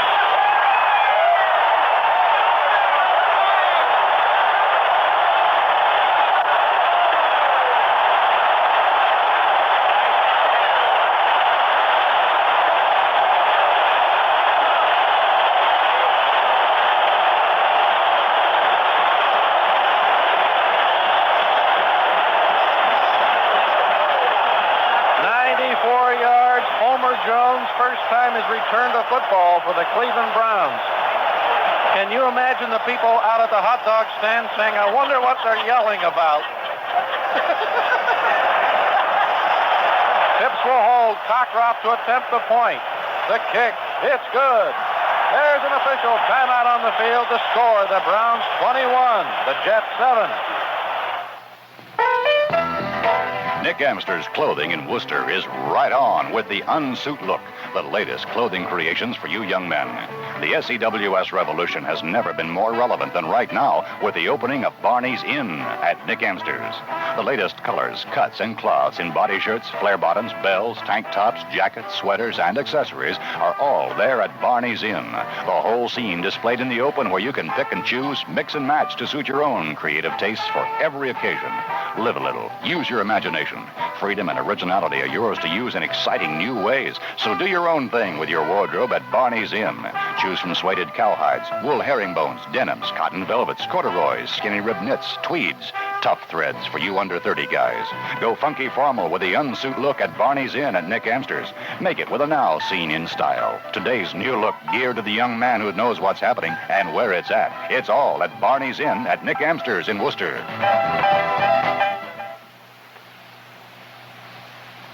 Record for a Cleveland Brown on a kickoff return is 104 yards by Carl Ward in 1967. Leroy Bolden 102 in 58. You know the NFL record is 106 by Al Carmichael of the Green Bay Packers. The Browns have set an attendance record for themselves tonight, 85,703. That's a high for the Browns. Ed Bell and Mike Battle are deep. The kick goes to Bell. He's got it 5 yards deep, and he's going to stay there with it. And the Jets will take over at the 20-yard line. And the fans cheer about that.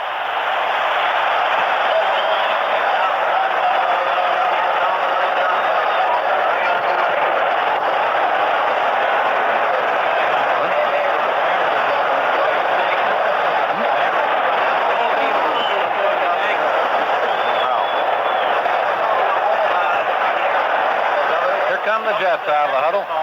We have Sauer split 7 to the left, Maynard flank to the right, Lammons out about 1.5 yards at right end. Snell and Boozer, the running backs. Namath to throw. Blitz on, he fires, it's caught at the 30.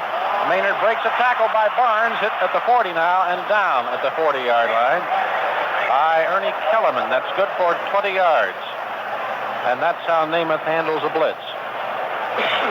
The blitzer was the right linebacker, Dale Lindsay.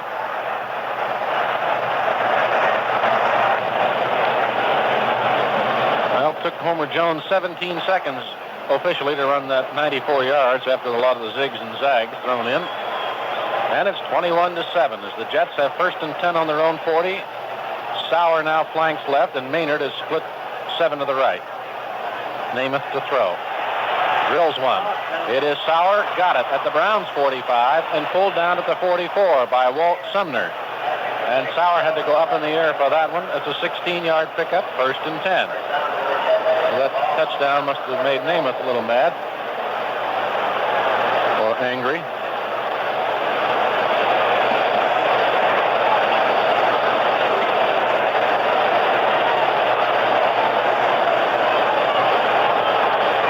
Jets out of the huddle. Flanker to the right is Maynard. Sauer out 5 at left end. Lammons splits 1 yard at right end. Namath to throw. 6, 7 steps, sets, fires.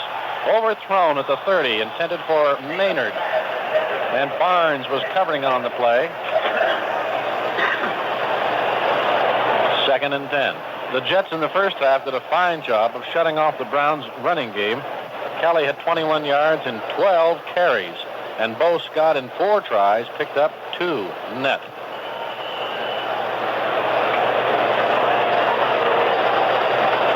Jets huddling. 13:06 to play. Third quarter. 21-7 Cleveland. Jets taking a long time in the huddle. Now move out. Maynard flank right. Sauer out 4 to the left. Namath gets the snap in a hurry. Throws. It is caught at the 31. It's Sauer again and Sumner on the tackle again. That's good for 13. Another first down. Well, we've been talking about their cornerbacks, and now Joe Namath has gone to work on the Browns' cornerbacks. Just 1 incompleted pass on this series, and he is 3 out of 4, but he's been picking up 15 and 18 yards on each particular pass. And in all 3 times, he's gone to his wide receiver. Sauer will split 5 to the left. Maynard flanks to the right. Lammons out 1 yard at right end. then Maynard moves out a couple more. Hand off. Snell, left tackle, 30, 25, spins off, 24. Now he's down. Jim Houston finally got a solid hit on him, and helped by Lindsay and Garlington. Snell was originally hit at the 30. And it turns it into a 7-yard gain. Snell holds the Jet record of close to 1,000 yards in the 1966 season, I believe it was. He's their leading rusher, also a good pass receiver. 2nd and 3. Maynard flank right, Sauer out 5 to the left. Lammons out about a half yard at right end. Snell, right side, cuts outside Garlington, hit at the 23. Got about a yard, maybe 2 on the play. Mike Howell quickly up from safety to help on the tackle. And so did, as we say, Garlington and Erich Barnes. Now spot the ball at the 23-yard line, a yard pickup. 3rd down, 2 to go on the Cleveland 23. Well, what are you going to call here now, Gib? Are you going to go for the 2 yards, or are you going to go maybe for a pickup of 10 or 15 with the idea that even if you don't get it, you have the field goal? So we'll see what Joe's going to do here. Now Sauer is the flanker to the left. Maynard splits 5 to the right. Lammons out a half yard at the left end. Hand off, Boozer, left tackle, 1st down, fights inside the 20 to the 18-yard line. Houston on the stop.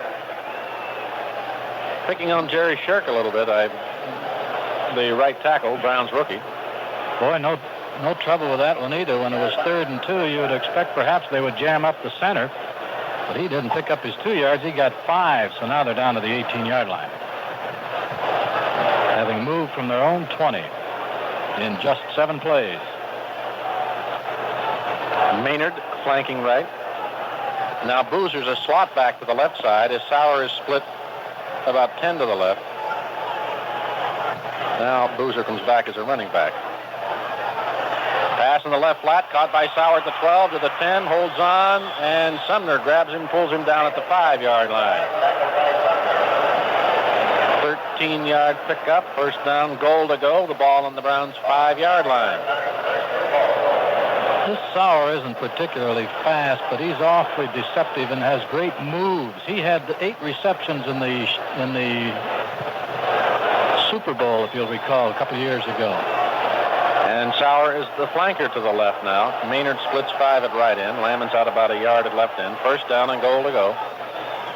This drive started at the 20. Hand off Boozer, left tackle, flag down. He's tripped up at about the 3-yard line. I think the Jets were moving on the play, a back.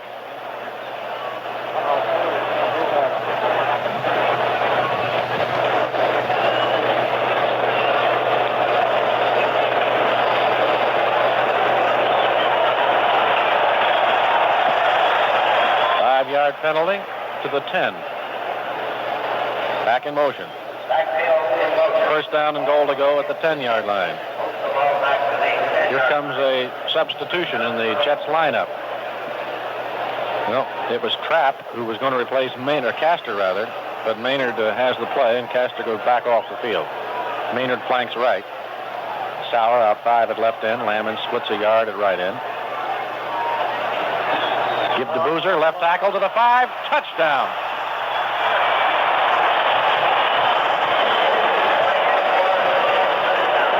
Yard touchdown run by Emerson Boozer. And the Jets are within 8 and the extra point to come. Jim Turner will attempt and George Sauer will hold.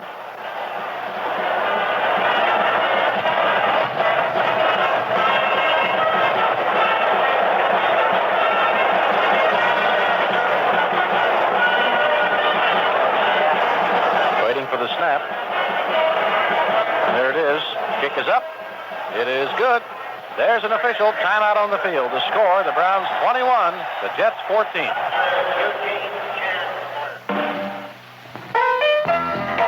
Nick Amster's Clothing in Worcester is right on with the unsuit look, the latest clothing creations for you young men. The SEWS revolution has never been more relevant than right now with the opening of Barney's Inn at Nick Amster's. The latest colors, cuts, and cloths in body shirts, flare bottoms, bells, tank tops, jackets, sweaters, and accessories are all there at Barney's Inn. The whole scene displayed in the open where you can pick and choose, mix and match to suit your own creative tastes for every occasion. Live a little. Use your imagination. Freedom and originality are yours to use in exciting new ways. So do your own thing with your wardrobe at Barney's Inn.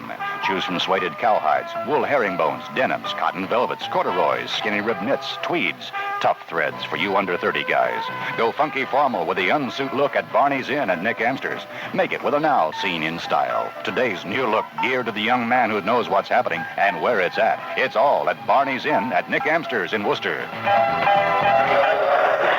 80 yards and 9 plays, and the Jets give it to their bread and butter runner, Emerson Boozer, who last year sat out 5.5 games from an injury, but still scored 13 touchdowns.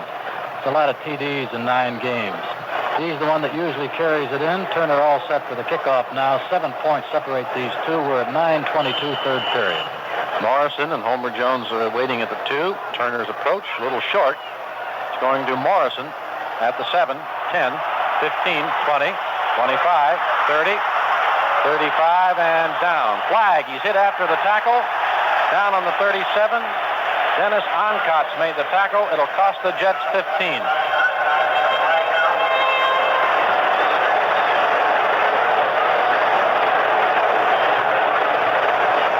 Well, while we're waiting for them to step it off, let's pause 10 seconds for station identification. This is the Cleveland Browns Football Network. Listening now to WWST-FM stereo in Worcester. 52,000 watts of stereo power.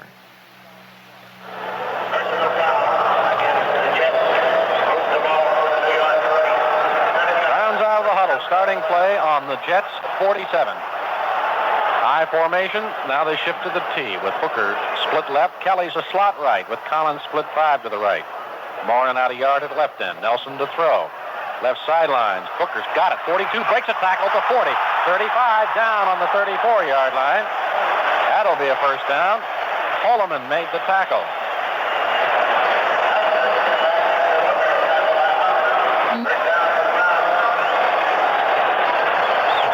Thomas is the man who missed him, the rookie right cornerback. I think that's Hooker's first reception of the night, too. Of course, when you have a good preseason, the opponents know about it and give special attention to you. Now Collins will flank right. Hooker out 5 to the left. Milt Morin's out about a half yard at right end. First and 10.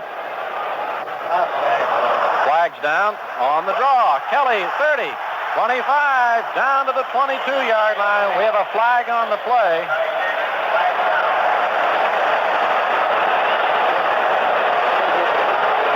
Tannen's the man who made the tackle. It's against the Jets, I believe. It is, and it'll be declined. And it is a 12-yard pickup. First down. Ball, nose of the ball, is very close to the 22-yard line. Started on the 34 on that play. 8:21 to play, third quarter. Browns lead by 7. Try to get another. I formation. Collins out 5 to the right. They shift to the T. Hooker is flank left. Morin out a yard at left end. Nelson gives to Bo Scott over left guard to the 20, and that's about it. Elliott, the right tackle. Atkinson, the middle linebacker. Grantham, the right linebacker on the stop. Shafrath tried to clear the hole. Pickup of 2, second and 8. Bill Nelson speaks at the Charter House tomorrow night, and Erich Barnes will join me at Pat Joyce's at 5:30 at Chester. Free plug. Collins flank to the right. Hooker out 7 at left end. Nelson back to throw. Drills it in the middle. It's batted away and almost intercepted by Atkinson, the middle linebacker. Hooker, I believe, the intended receiver. 4 of the Jets had flooded back in the zone between the 10 and 5. Hooker went out and was shaking to the outside, but Early Thomas had him covered to the outside, was going to let him go inside, and he had him beat going to the post. but the pass was knocked down and almost intercepted. But Early Thomas would not have gotten it. It took the linebacker. And once again, that's the signal for Don Cockcroft to loosen up his right leg. Browns have hit 6 out of 9 out of these third down attempts tonight. Nelson to try it again. Collins out 5 to the right. Hooker flank left. Nelson throwing. Hooker left corner. Open it just off his hand and out of bounds and out of the end zone. Incomplete. Early Thomas covering. But Hooker had him beat on the play. The Browns will go for 3. This will be the first field goal attempt of the night. He was going to curl around Early Thomas on that one after trying the inside, then going the outside. He was going to curl right around him, which he did, but the pass was just, it wasn't on the left side or right side. It was just a little high, directly over his head, and Ferris made a one-handed stab, couldn't pull it in. 27-yard field goal attempt by Don Cockcroft. Mike Phipps holding. Slide angle at the right. Snap, spot, kicks up. It is good. There's an official timeout on the field. The score, the Browns 24, the Jets 14. Ever get caught short after regular store hours and need a prescription filled or want some packaged drug products, or maybe cereal or milk or cold cuts for the next morning? Everyone has had this problem at one time or another, and in this area it's solved by Stipes Drug Store, opposite the Penn Depot in Worcester. Because Stipes is open from 9 a.m. until 11 p.m. 7 days a week. There's always a registered pharmacist on duty at all times. Free delivery service is available when needed, along with 24-hour emergency service on prescriptions. And you'll find Stipes registered pharmacists careful, competent, and anxious to be of help to you. Also, Stipes offer a full package grocery, dairy, and cold cut line. They have a very complete baby department with baby foods and formula items, and a brand new and more complete cosmetic department featuring complete customer lines by famous Dana, Max Factor, and Corday, as well as many others. Remember now, Stipes Drug Store opposite the Penn Depot, open from 9 a.m. until 11 p.m. The widest margin of a lead has been 14 points when it was 14-0, 21-7. It's back up to 10 points now, but the Browns must give the ball back to the Jets. The Jets did it with considerable ease, the 80 yards in 9 plays. The Browns came back and did it equally, but couldn't push it over. But at least they got the 3 points on the scoreboard, and here's Don Kickoff with 7.5 minutes left to play in this third period. Ed Bell and Mike Battle back at the goal line. Kick a little short. Battle at the 7, 10, 15, 20. Hit at the 25, down at the 26. Tom Butler led the charge. Bob Matheson's on it. Joe Jones, Chip Glass. First and 10 Jets on the 26, 18-yard, 19-yard return.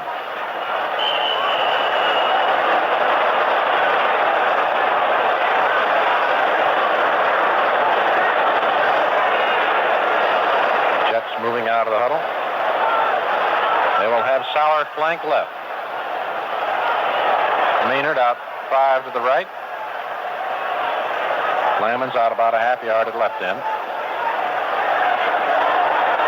Namath back to throw. Drills it in the middle. Too high and almost intercepted. Intended for Boozer. Over his hands, and Mike Howell coming over. Saw it, but couldn't quite get over it. We have a flag drop back on the 20. Apparently against the Jets. Jim Houston talking to the referee. 6:55 to play, third quarter. Penalties against New York. Half the distance to the 10. Holding.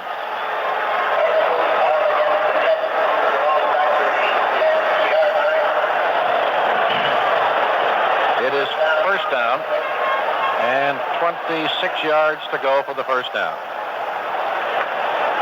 No wonder they don't get to Namath. The defensive line. Maynard is flank right. Sauer out 7 to the left. Lammons splits a yard at right end. Namath to throw again. Setting up. He fires. It's deep. It's overthrown. It's almost intercepted in midfield. He overthrew Sauer by a good 10 yards. Howell and Sumner were back chasing the ball. And another flag is down at the 3-yard line. think this is against Cleveland by the looks of Jack Gregory with his hands on his hips. 15 yards against Cleveland to the 25.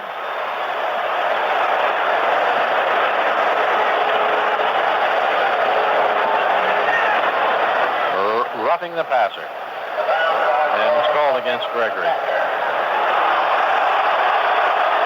First and 10 at the 25-yard line.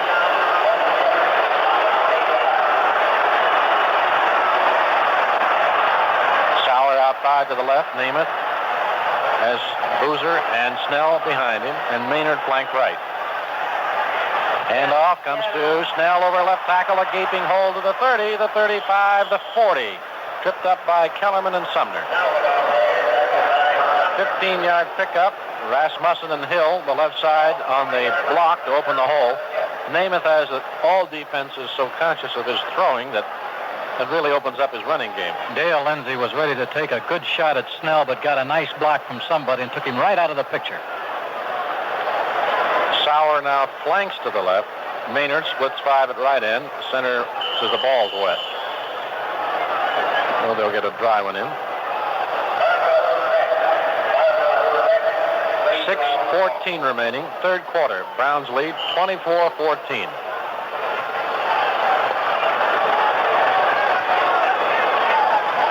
Namath throwing quickly, left flat, caught by Sauer. He's knocked down at the 45 by Walt Sumner.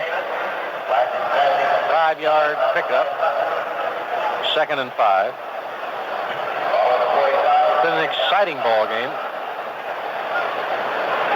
Been a few mistakes, a number of penalties. Still exciting. Sauer's a pretty big name in professional football. His father at one time was personnel director of the New York Jets. He himself wants to be an author and has written several articles and is working on a novel, I think. Maynard flanks right. Sauer's out 5 to the left. Lamon's out about a half yard on the right side. Give to Boozer, cutting outside right end. Hit at the 48 and stopped at the 50 by Barnes. And I believe Darlington. No, it's Shirk. Well, that's going to be about a half yard short of a first down. Third down coming.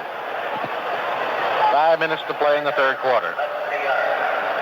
Even though the Browns have outscored the Jets in this particular quarter, still the momentum is with the Jets. They've held on to the ball. The Browns' touchdown came on a 94-yard kickoff return. Other than that, it's been pretty much a Jet quarter. Sauer flanks to the left. Maynard out about 5 at right end. Handoff comes to Snell over left tackle. First down, plenty to spare. All the way to the Browns' 46. Kellerman and Lindsey on the stop. Jets have a very fine offensive line, both opening holes for the passing game and protecting Joe Namath.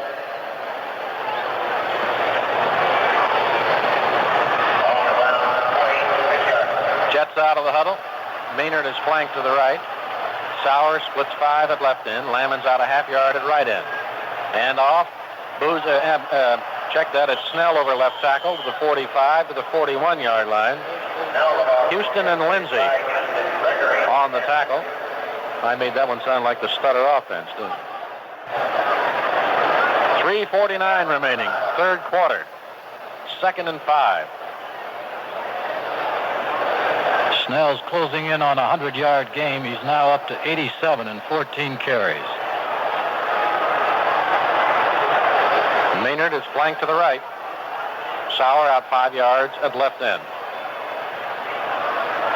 Give to Snell, right tackle. There's no hole that time. He's knocked down at the 41-yard line. Walter Johnson, Ron Snido on that stop. Cut just about a yard. 3rd and 4 coming. Now this is almost an obvious passing play here, especially since he's stayed on the ground for so long. He has 4 straight plays on the ground. Let's see what Joe calls now. See if the Browns can hold him. They could conceivably be in field goal range, but once again, this is against the wind, and I don't think they'd like to go for a 47, 48-yarder. Maynard is flanked to the right. Sauer out 5 at left end. Lamon's out about a half yard at right end. Namath to throw. Fires to the left. It's caught by Boozer, and he's down on the 32-yard line. That's a first down. Sumner and Lindsay on the stop, close to the 31. And George Knock has come in the ball game, replacing Boozer. And also, Lee White has come in to replace Snell. He must be tired.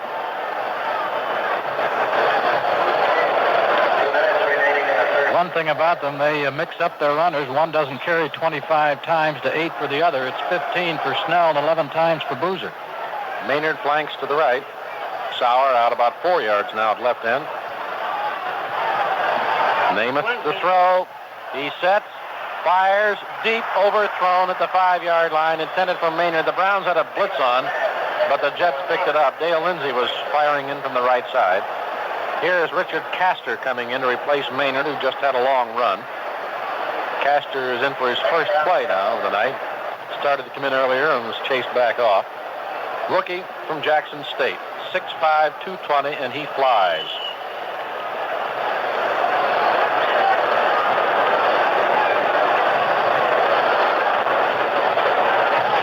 He will be Erich Barnes' responsibility. Erich just had a long run and stays on the field.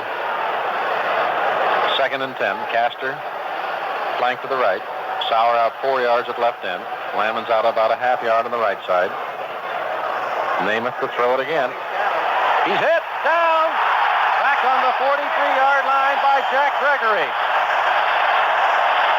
That's the first time either quarterback has been spilled. It's an 11-yard loss.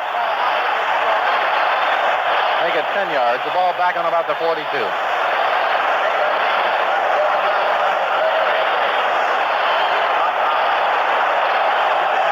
Namath is really fussing in the huddle.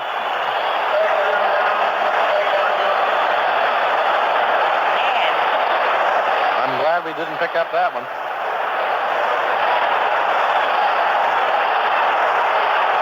Minute and a half remaining, third quarter. Third down, 20 to go. Sauer out 4 at left end. Castor is flanked to the right. Might be calling an automatic now. Namath back to throw. He fires. It is overthrown at the 35, and nobody was covering George Knock, the running back. And the right tackle, Jerry Shirk, just unloaded on Namath. And he took the center, Schmidt, right back into him.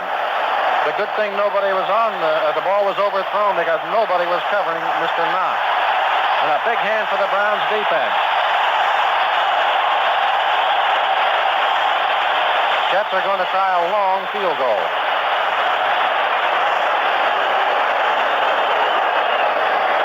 Make it an even 50 yards. Barnes back in single safety. Jim Turner to attempt. George Sauer holding. Barnes standing at the 5. Minute 10 remaining, third quarter. Browns lead by 10. Snap. The kick. It's up. It is short, and it goes to the left of the goal post. A touchback. The Browns will take over at the 20-yard line. Still leading 24-14, and the defensive unit is getting a big hand. Defense was out there for a long time. Of course, the offense needs to play some ball control to let the defensive unit of the Browns get a rest. They were out there about 6.5 minutes, Gib.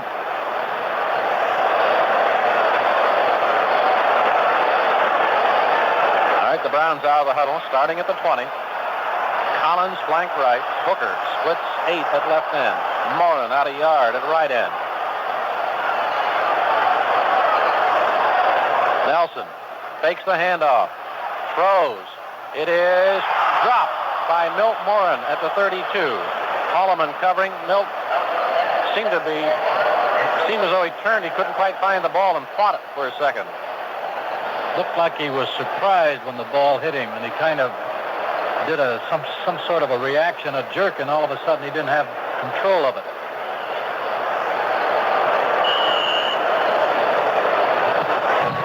Down to 59 seconds of the third period now. 59 seconds. Most of the scoring was done in the first 5 minutes as we opened this second half with Homer Jones' 94-yard kickoff return for a touchdown. All right, the Browns having trouble lining up now. Okay, Hooker's a slot left. Collins split 7 to the left. Morin out a yard at right end.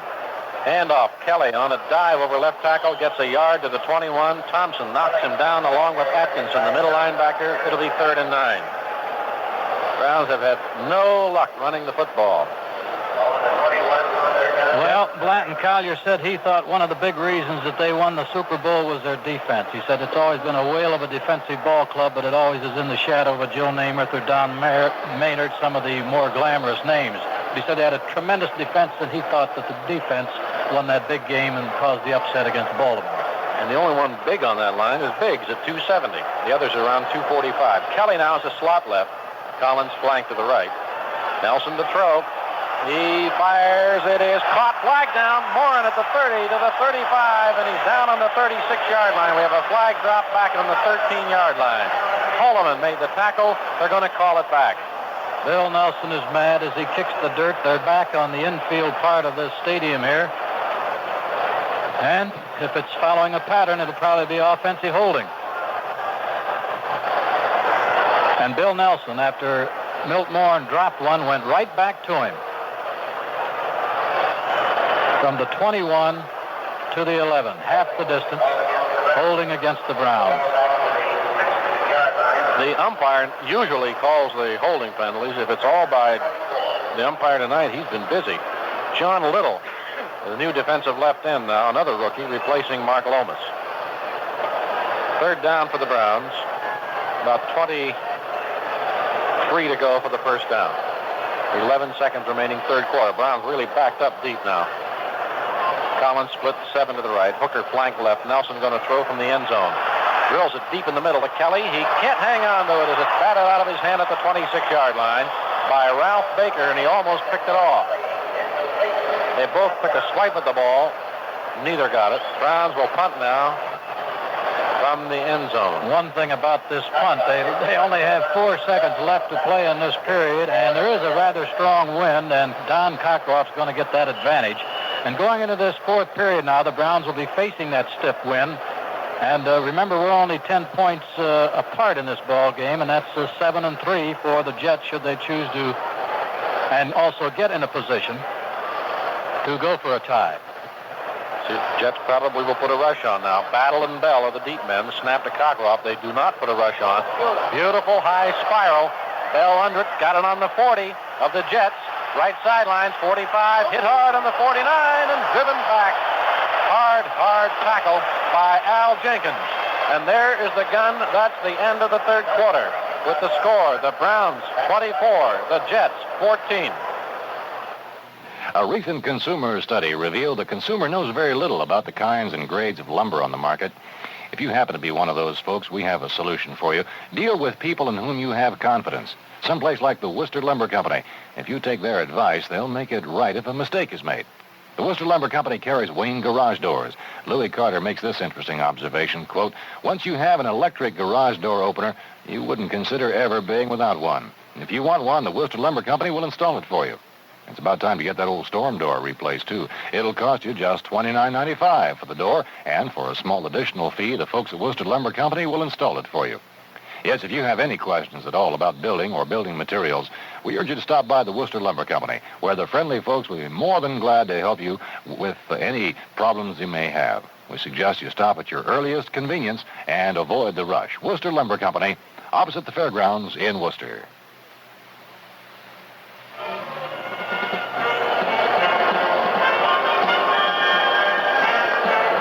54-yard punt, 9-yard punt return. The Jets now have the ball 51 yards away from their 3rd touchdown. As 10 points separate them, 15 minutes to play in this ball game.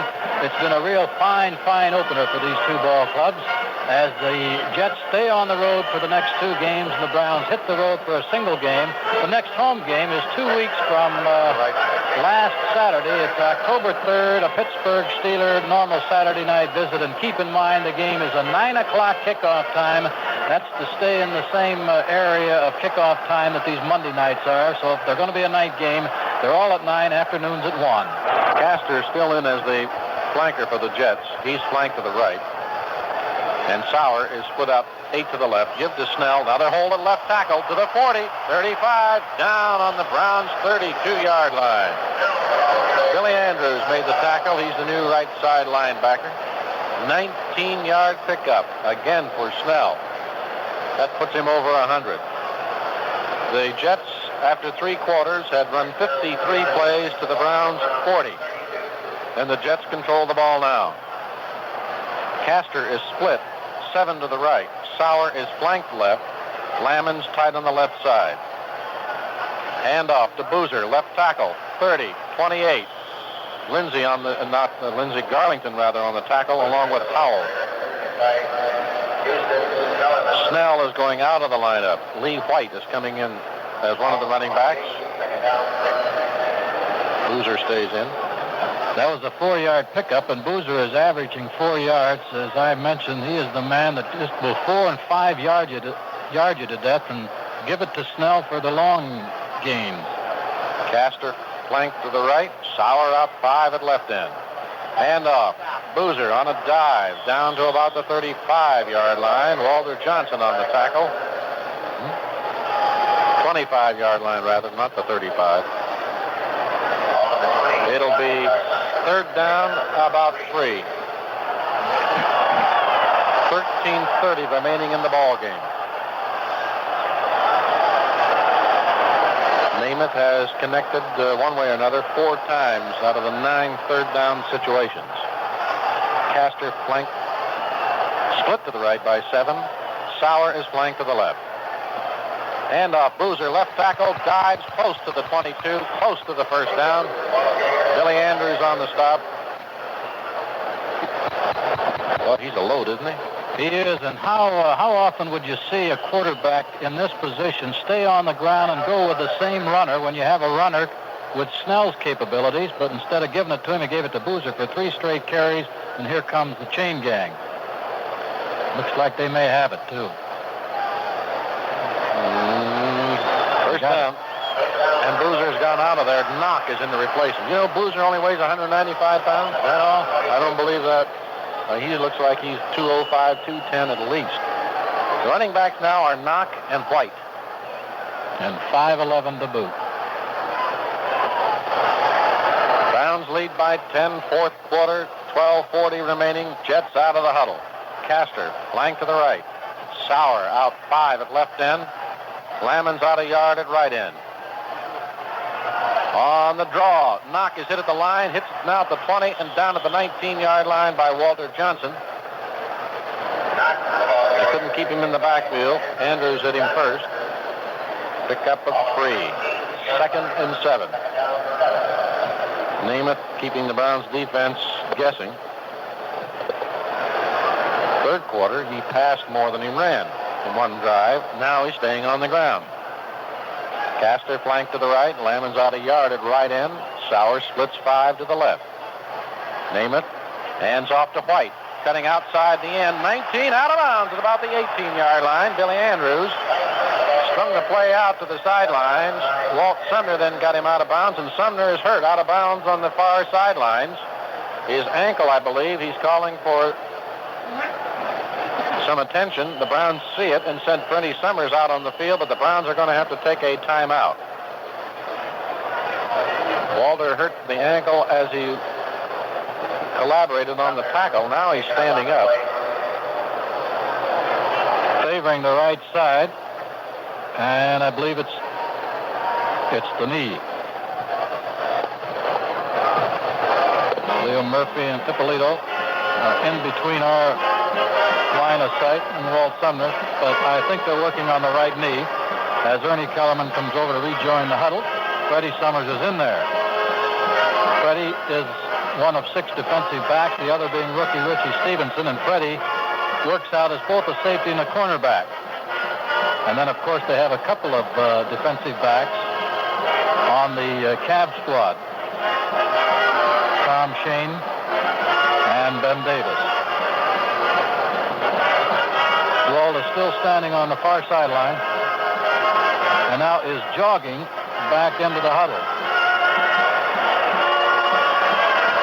he tore some tape off his own knee, and I wonder if maybe a little piece of tape didn't snap, and that might scare him. Well, now, Freddie was coming off, but he's staying in there, and here comes Walt out of the ball game now. There was some doubt. Walt doesn't want to come out.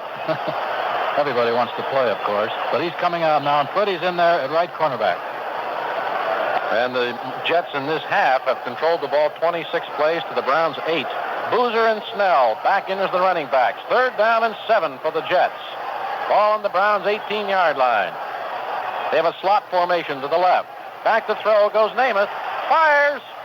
Incomplete, and a flag called against Erich Barnes. He gave him a push, and I'm afraid it was obvious at the 7-yard line. Not only that, I think he was holding him, too. He had a hold of his hand as he tried to get around him, and I don't think anybody's going to argue on that one. And that's a costly one, because that makes it the same as a completed pass, and even if you didn't make the yardage, it would be first down. It's down to the 7. The only thing is it might have saved a touchdown. Yes, he had him beat, Gib. Maynard is back in now as the flanker. He's flanked right, and Sauer is split 8 to the left. Lammons out about a half yard at right end. Hand off. Snell fumbled the ball. The pile up. Browns recover.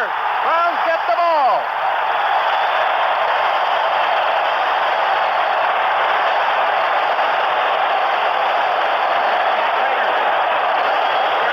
Jack Gregory got the football.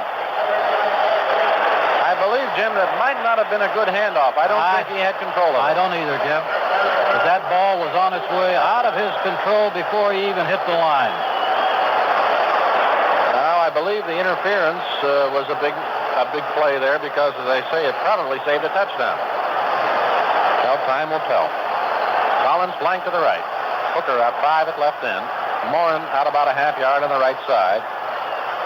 11:24 to play in the game. Give to Kelly, right tackle. He's jerked down at about the 8. Baker, the left linebacker on it. And Elliott, the defensive right tackle. Boy, he's got about a half yard at best.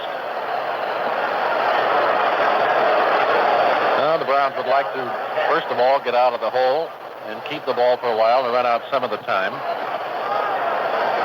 Namath has taken his team up and down the field quite a few times tonight. Collins will flank right. Hooker out to the left. They're in the I formation, shifting out of it. Morin splits about a yard and a half, maybe 2 at right end. Nelson's going to throw it. It is caught by Collins on the 21-yard line. Got that in traffic. Hicks and 10, and we're pinching on him, and he grabbed it. One of the Jets is down. Collins is still down. Gary is hurt on the play. That'll be a Browns timeout again.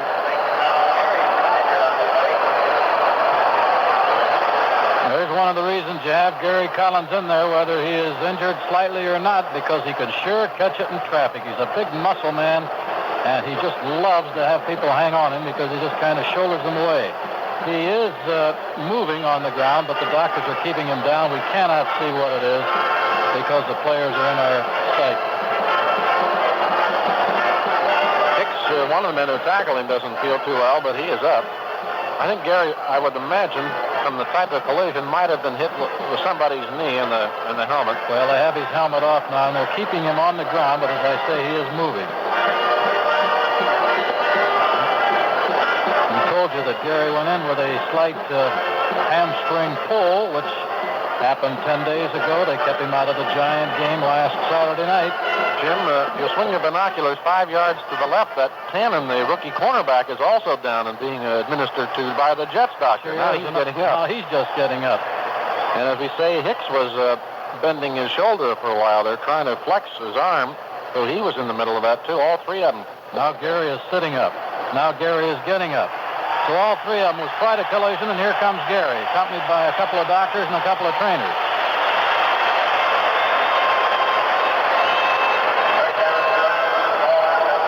Gary got knocked out in what was it? Was that the doubleheader or a couple of games ago down in Memphis or somewhere? That was the Chiefs game, right, down in Memphis. All right, Hooker is now the flanker, and Homer Jones becomes the split end. Ball Ball on the 20. First down and 10. 10:27 remaining. The Browns have only one timeout left now. Hooker flanks to the left. Jones flanks to the left. Hooker splits 5 at right end. There we go. Contact is made in the middle by Thompson, the left tackle of the Jets. Elliott also jumped. And they're calling it against the Jets. 5 yards. Call it illegal procedure. Or I always like the one they use in college, Jim, encroachment of the neutral zone, right? That sounds very intellectual, doesn't it? I never put that down on this rundown because I can't spell it, but Z-O-N-E. Homer Jones is flanked to the left. Hooker is out 5 at right end. Morin splits a couple at left end to give to Kelly. Left guard hits to about the 29 and digs for another yard to the 30-yard line. Thompson, Elliott, and Atkinson making the stop, a gain of 4. That'll bring up second down and a yard to go. It was 1st and 5 after the penalty. John DeMare led the blocking. Ball's on the Cleveland 30. And we have 10 minutes remaining. Second and a yard to go.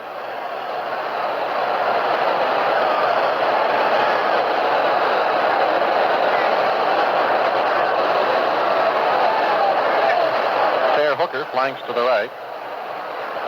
Homer Jones splits 5, 6, 7 yards at left end. Morin out a half yard at right end. Good to Kelly. He's close to the first down over left guard and tackle at the 31-yard line. Atkinson, the middle linebacker. Thompson, the left tackle on the stop. Might have to measure. Dickerson leading the blocking. Nope, first down. No measurement. Well, that's important to the Browns. Keeps the clock running. While the Jets don't have the ball. And the Jets have been moving it, as you mentioned. They've moved it very, very well in the second half and getting many more plays than the Browns. So, as you mentioned, the longer they can keep it, the better. Homer Jones flanked to the left. There, Hooker out 5 at right end. Fake handoff. Nelson rolls right. Fires upfield. Morin can't get it. It was deflected, I believe, by Hicks. Had double coverage on Morin that time. The linebacker, Atkinson, had come back. And it's lucky for Nelson, or fortunate, I should say, that he put the ball high in the air. Nobody could get it. Hicks is the defensive back that the Jets acquired from the Houston Oilers off-season. So we mentioned earlier that Jim Hudson was the only Jet veteran as far as playing for the Jets in that defensive back four of theirs. Second and 10, Homer Jones, flank to the left. There, Hooker's out 7 at right end. Fake handoff, screen to the left to Bo Scott. He's hitting the backfield, and he tries to get away. He's still fighting. Gets to about the 27-yard line. Picked up an extra yard after Grantham had hit him. Atkinson finally puts him down. Bo Scott is down on the ground now. That's a loss of 4. Bo's getting up very slowly. As a matter of fact, he was almost crawling toward the sideline and coming off with a decided limp. And into the ball game goes Steve Engel. He's also carrying a shoe, Jim. Left shoe. Reese. It should be Engel, the fullback. It is Engel. Engel's in there. The Browns have only 4 runners, but once again, they have some on the cab squad, too. 8:44 remaining. I don't know why the clock stopped on that play. It was a completed pass. Clock should be running. Jones split 5 to the left. Nelson way back to throw. He fires. It's caught by Morin at the 40 to the 45 to the 50 and out of bounds. Solomon on the tackle. First down, Cleveland. 22 yards.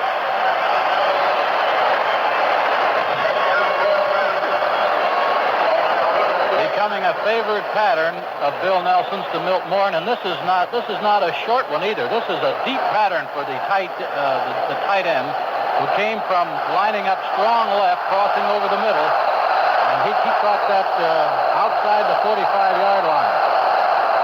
And the Cleveland fans with their go chant. Homer Jones is flanked to the left. There, Hooker splits 5 at right end. Milt Morin's out about a half yard at left end. Flip to Kelly, turning right end, 50. He's to the 45, he's to the 40, he's to the 36-yard line. Another first down. Thompson made the tackle. 14-yard pickup. Rath cleared the path, and here is Engel coming out, and Bo Scott back in at fullback.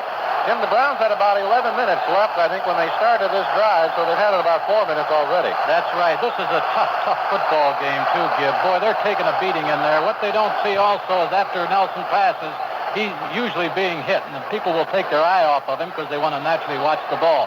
But the Browns are really know they're in a tough game, both sides. Jones flank left. Hand off on the draw to Scott up the middle to the 30. Bo to the 25. He heads for the left sidelines and pulled down on the 19-yard line by Early Thomas. We have a flag on the play. The Jets jumped offside. It's a matter of whether they were pulled off or not. They were not. It's against the Jets. It's declined. First down Cleveland. 17-yard pickup for Bo Scott. The ball's on the 19-yard line of the Jets. 6:58 remaining. All they have to do is get this one in, despite the close to 7 minutes left, Gib. They get a touchdown here. You've got to feel reasonably comfortable. Coaches never will. At least they would never admit it. Now Blanton Collier waves his arms in an effort to try to silence the crowd here, who is shouting, "Go, go, go." First time I've seen him do that, but I don't watch Blanton too often during a game. Hooker flank to the right. Jones out 4 to the left. Morin splits 2 to the right. Flip to Kelly, trying to turn left end. He's at the 15-yard line and pulled down at the 15 by Hicks and by Grantham and by Thomas. That'll be a pickup of 4 more yards. Second down and 6 on the Jets 15. As he jumped into that group of tacklers there, he just kind of squeezed the ball a little tighter to his chest. This is what you don't want to do down here when you're on the move and ready to take the game out of reach of your opponent. You don't want to fumble like the Jets did. That's the reason the Browns got another life here. And Kelly's up now to 58 yards. And most of them this half. Homer Jones flanks to the left. Morin's out 2 to the left. Hooker's out 7 at right end. Second down, 6 to go. Nelson hands off on the draw, and Bo Scott is nailed as soon as he gets the ball by Elliott and by Baker and by Thompson at the 20. We have a flag on the play.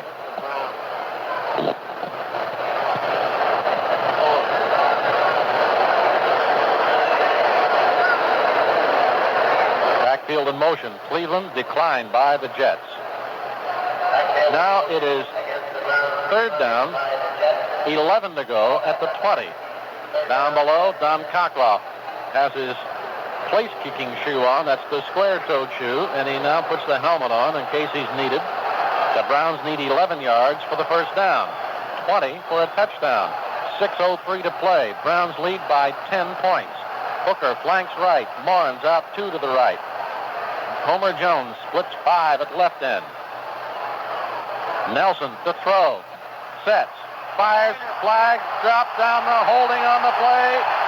It was thrown to Fair Hooker, and Steve Tannen was holding him so badly they could have put a saddle on him that time. They'll call it interference. First and goal on the 7-yard line.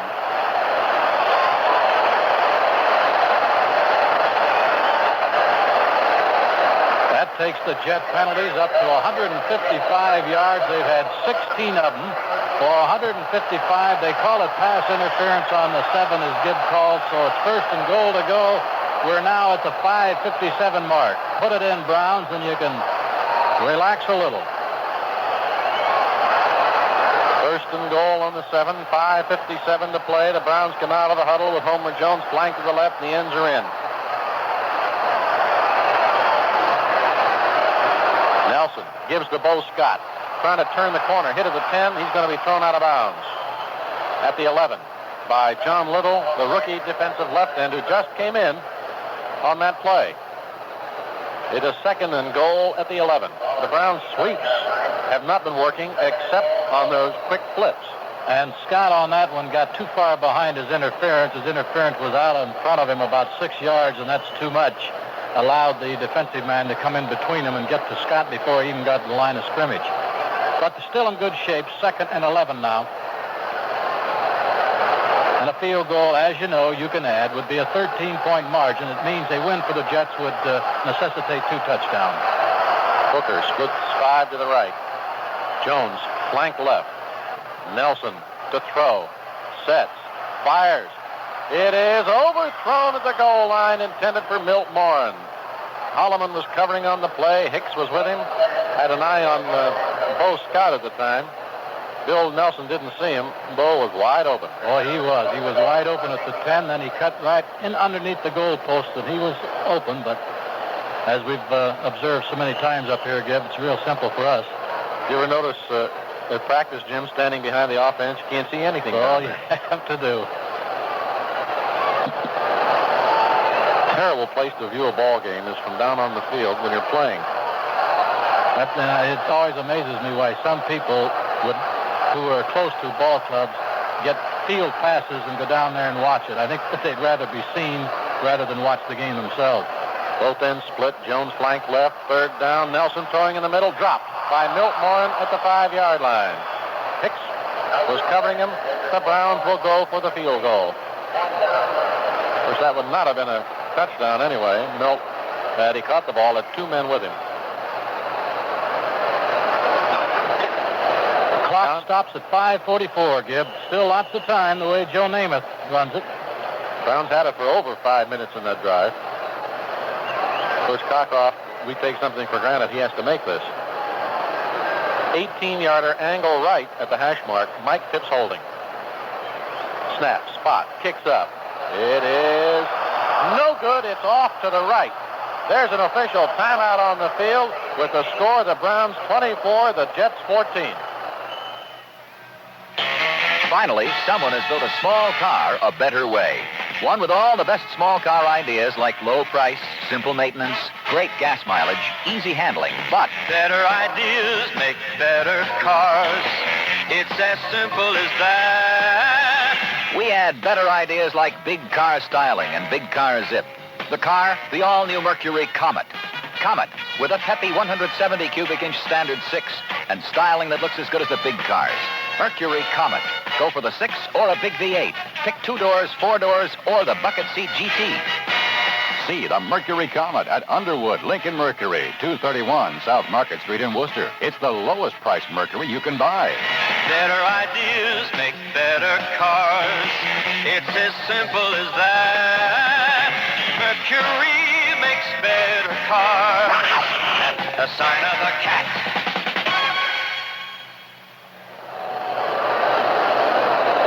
Walt Summers on the sideline.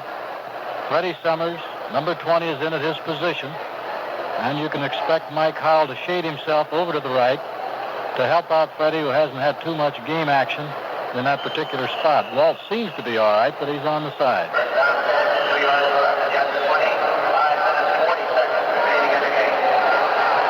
Jets out of the huddle. Castor is back in at flanker. He is flanked to the right. Sauer is split 5, 6, 7 yards at the left end. Lamon's out a half yard on the right side.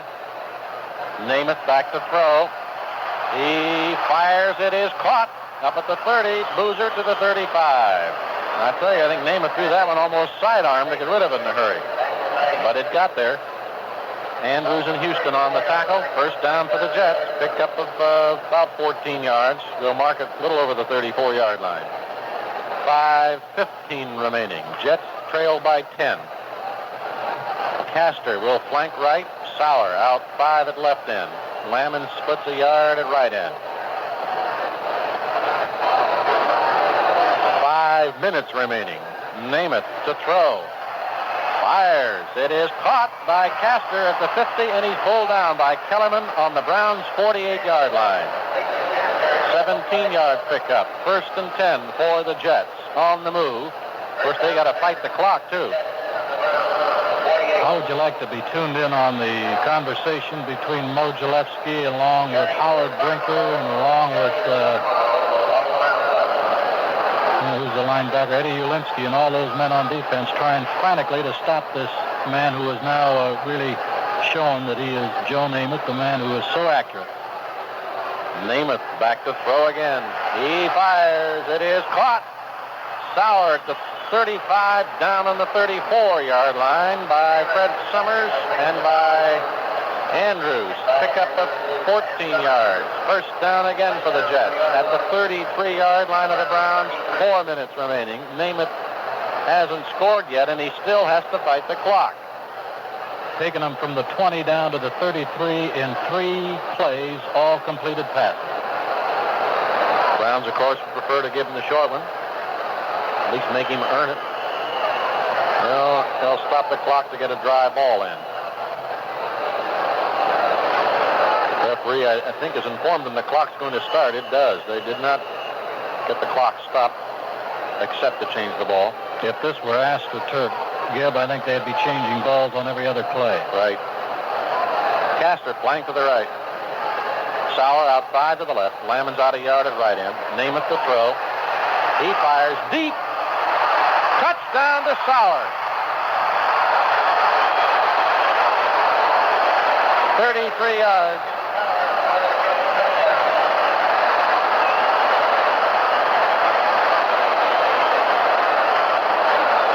.22 remaining. 33-yard touchdown pass from Namath to Sauer. Boy, if you're a Jet fan, that's about as pretty a series in 4 plays, all passes, 2 to Sauer, 1 to Castor, 1 to Boozer from the 20, 80 yards in 4 plays. Now Turner to attempt the point. Sauer holding at the 10.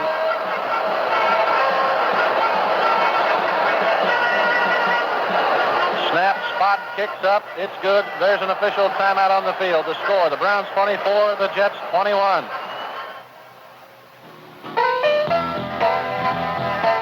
Getting involved and swinging with the times is the theme and the reason for Barney's Inn at Nick Amster's in Worcester.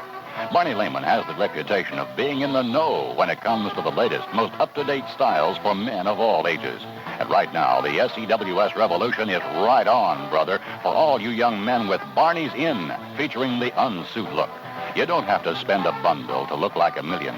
Style is what makes the great ones great, and you'll find plenty of style in all the clothing you see at Barney's Inn. From fancy flare pants, tank tops, suede cowhide vests and jackets, bells, all displayed for easy selection. The latest fashions all hang out for you to mix and match to suit yourself. Be you in the clothes you wear from Barney's Inn at Nick Amster's. Young men who belong to the action generation are going to where the action's at. Barney's Inn at Nick Amster's in Worcester.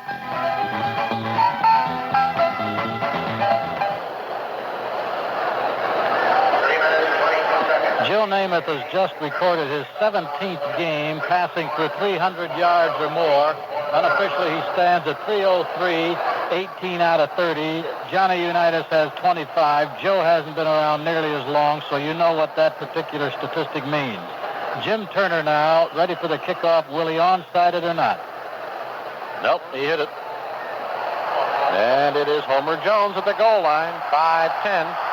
He's hit once, gets away to the 12, 15, left sidelines, out of bounds. On the 22-yard line. Jimmy Jones, the man who got him out of bounds. Well, now the offense carries the load for the Browns, trying to get at least 1 first down. Maybe we'll need 2. And, of course, the Jets' defense will try to prevent it. Right here, the fact the Browns only have 1 timeout, as long as they hold on to the ball, this is fine. They don't care about calling it. They will get the timeout in 1 minute, 11 seconds down to the 2 minutes. The Jets have all 3 left. Booker flanks right. Homer Jones out 5 at left end. Moran out a half yard at right end. Give to Bo Scott, left guard, no hole. He's hit hard by Atkinson. Bo seemed a little hesitant going through the hole, and Atkinson slammed into him. And he got a half yard at best. 2:53 remaining. Clock is running. Browns lead by 3. It hasn't been this close since it hasn't been this close since it started. 7-0. Jones out 4 to the left. Booker flank to the right. 2:34 remaining. Give to Kelly, right tackle to the 24. That's all. Atkinson again on it. So is Lomas. Left end. Thompson, the left tackle. John DeMauri's coming to the sideline. Jim Copeland in to replace him. John is losing his right shoe, and it's off. I don't think he's injured at all. I think he just lost his shoe, and he's coming back, and I think he's going to tape it back on. Jets have called a timeout, Jim. I don't know why. 2:10 remaining. They're going to get a timeout in 10 seconds anyway. I don't know. I was surprised at that. The Browns desperately trying to pick up a first down here to hold on to the ball. Now they're faced with a third situation and still 7. Do you go to the air or do you stay on the ground? Well, the clock has stopped through the courtesy of the Jets. It's been a whale of an opening 1970 season football game here tonight. Lots of action. Lots of scoring back and forth. 14-0 first period, 14-7 halftime, and it was 24-14, now 24-21. Browns pretty much dominated the first half. Jets came back to dominate the second half, but that doesn't make any difference. It's whether you can put it in or you can put it through the uprights. As it stands now, it's a field goal by Don Cockcroft that spells the difference. On the 24-yard line, third down and a long 7. There, Hooker flank to the right. Homer Jones out 3 at left end. Now they shift out of the eye. Homer splits 5 at left end. Morin out 2 at right end. Big play. Third down 7. Nelson to throw. Sets, pumps. He can't find a man. He's going to run with it. He is to the 26 and 27, and that's all. And that means the Browns will have to punt. Grantham made the tackle with Atkinson. The 2-minute warning is coming. Nelson is up, and he's okay. 2-minute warning. There's an official timeout on the field to score. The Browns 24, the Jets 21. You can always trust your doctor's prescriptions to Stipes Drugstore in Worcester. Quality, service, convenience, those are the watchwords at Stipes. Stipes Drugstore always has an experienced registered pharmacist on duty from 9 a.m. until 11 at night, 7 days a week for your extra convenience. With free delivery and 24-hour emergency prescription service when needed. As a further convenience, Stipes always carries a full line of grocery items, dairy products, candy, tobacco products, film and film service, greeting cards, cosmetics, and gift items of all kinds. Stipes has one of the most complete and up-to-date cosmetic departments in the entire area, with all your favorite cosmetics in full selection. Famous products by Max Factor, Dana, and Corday, to mention just a few. For friendly, complete, and convenient service, it's Stipes Drugstore, East Liberty Street, across from the Penn Station in Worcester.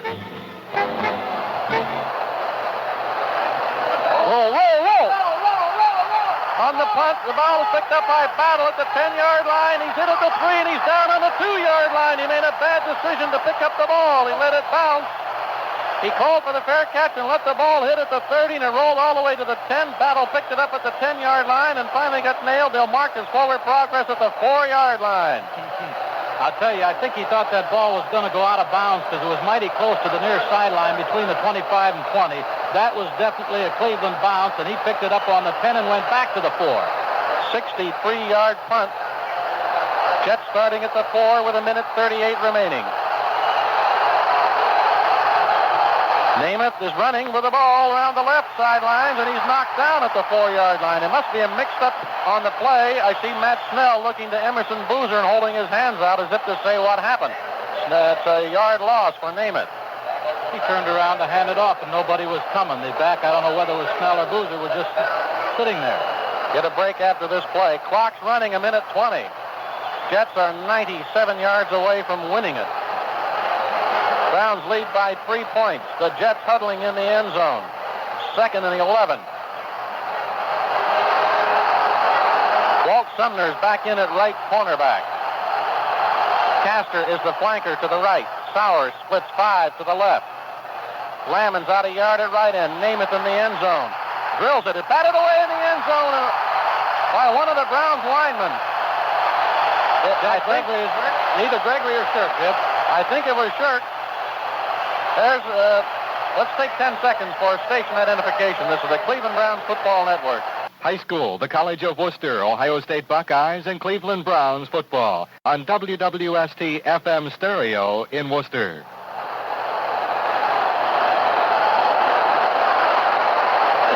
Not too bad an opening game, is it?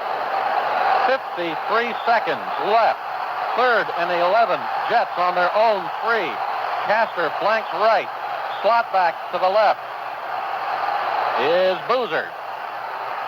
Namath to throw. Fires. It is caught. And it is a completed pass. Then out of bounds goes George Sauer at the 18-yard line. It's a first down. Well, nobody from the Browns defense griped at it. Some of the fans did. Maynard back in the ball game, replacing Castor at flanker.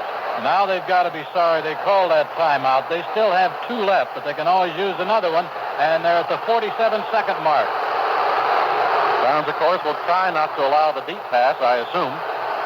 Maynard flank right, Sauer outside to the left. Lammons out a half yard at right end. Namath back to throw.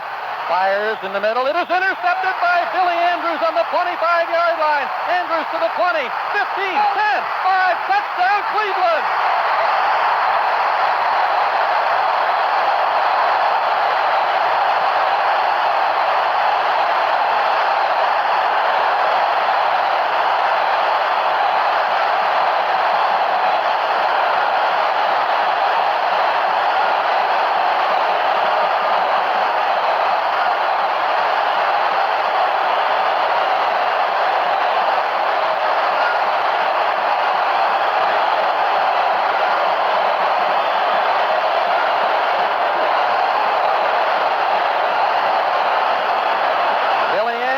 Intercepted a Joe Namath pass and ran it 25 yards through the Jets and through pandemonium to win the ball game just now for the Cleveland Browns.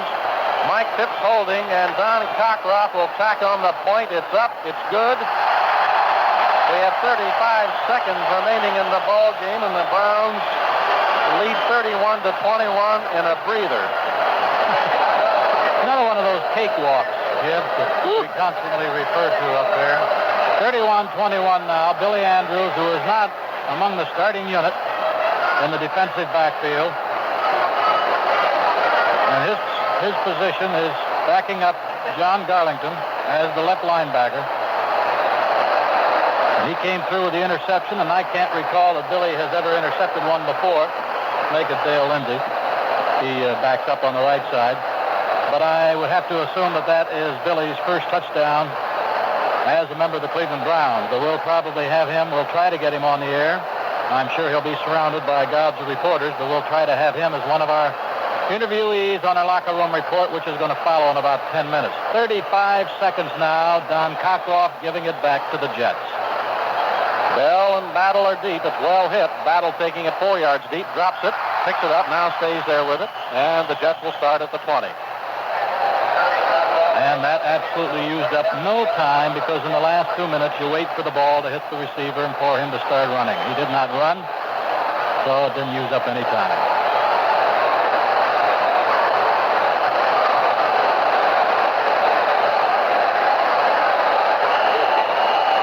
And Al Woodall is the new quarterback. Joe Namath is not on the field.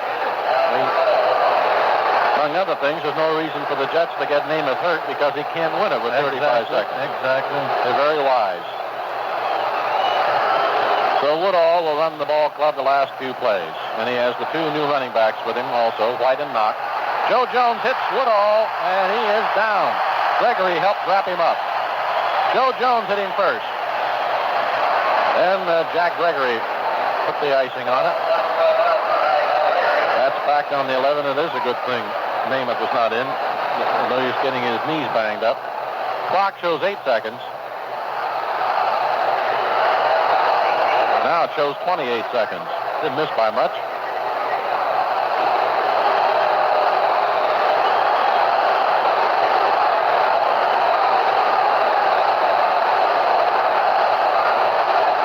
Okay, the Jets ready to play. They have Namath on the sidelines as Woodall drops back to throw. Fires. Incomplete and almost intercepted by Walt Sumner on the 20. He had it, turned around, and dropped it. Clock shows 4 seconds.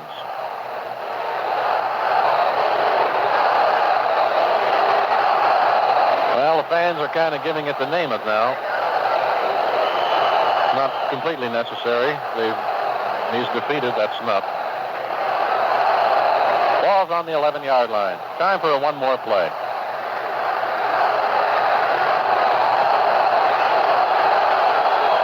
Woodall, the quarterback. Back to throw at the 2. Fires, caught by Wayne Stewart. Gun sounds. That's it. That's the end of tonight's game with the final score. The Browns 31, the Jets 21. This area's most complete lumber yard is the Worcester Lumber Company. The big inventory there saves you a lot of time and money. And the friendly folks at Worcester Lumber try their best to do both for you. Louis Carter has a couple of predictions which should interest anyone considering building this year. First of all, it'll cost considerably more to build during the latter part of this year than it does right now. Another observation by Louis merits a thought. Should a housing boom develop, building materials will become very scarce. And so it would seem the better plan of action would be to make your plans now for any building you plan to do this year. If you decide to save money by doing all or part of your building yourself, then Worcester Lumber is the place to buy those materials. They'll help you select the correct materials and save you both time and money. If you need it for building, Worcester Lumber Company has it. The store hours are 7:30 a.m. to 5 p.m. Monday through Friday. On Saturday, they're open from 7:30 in the morning to 4 in the afternoon. Get those building supplies now and beat the price rise.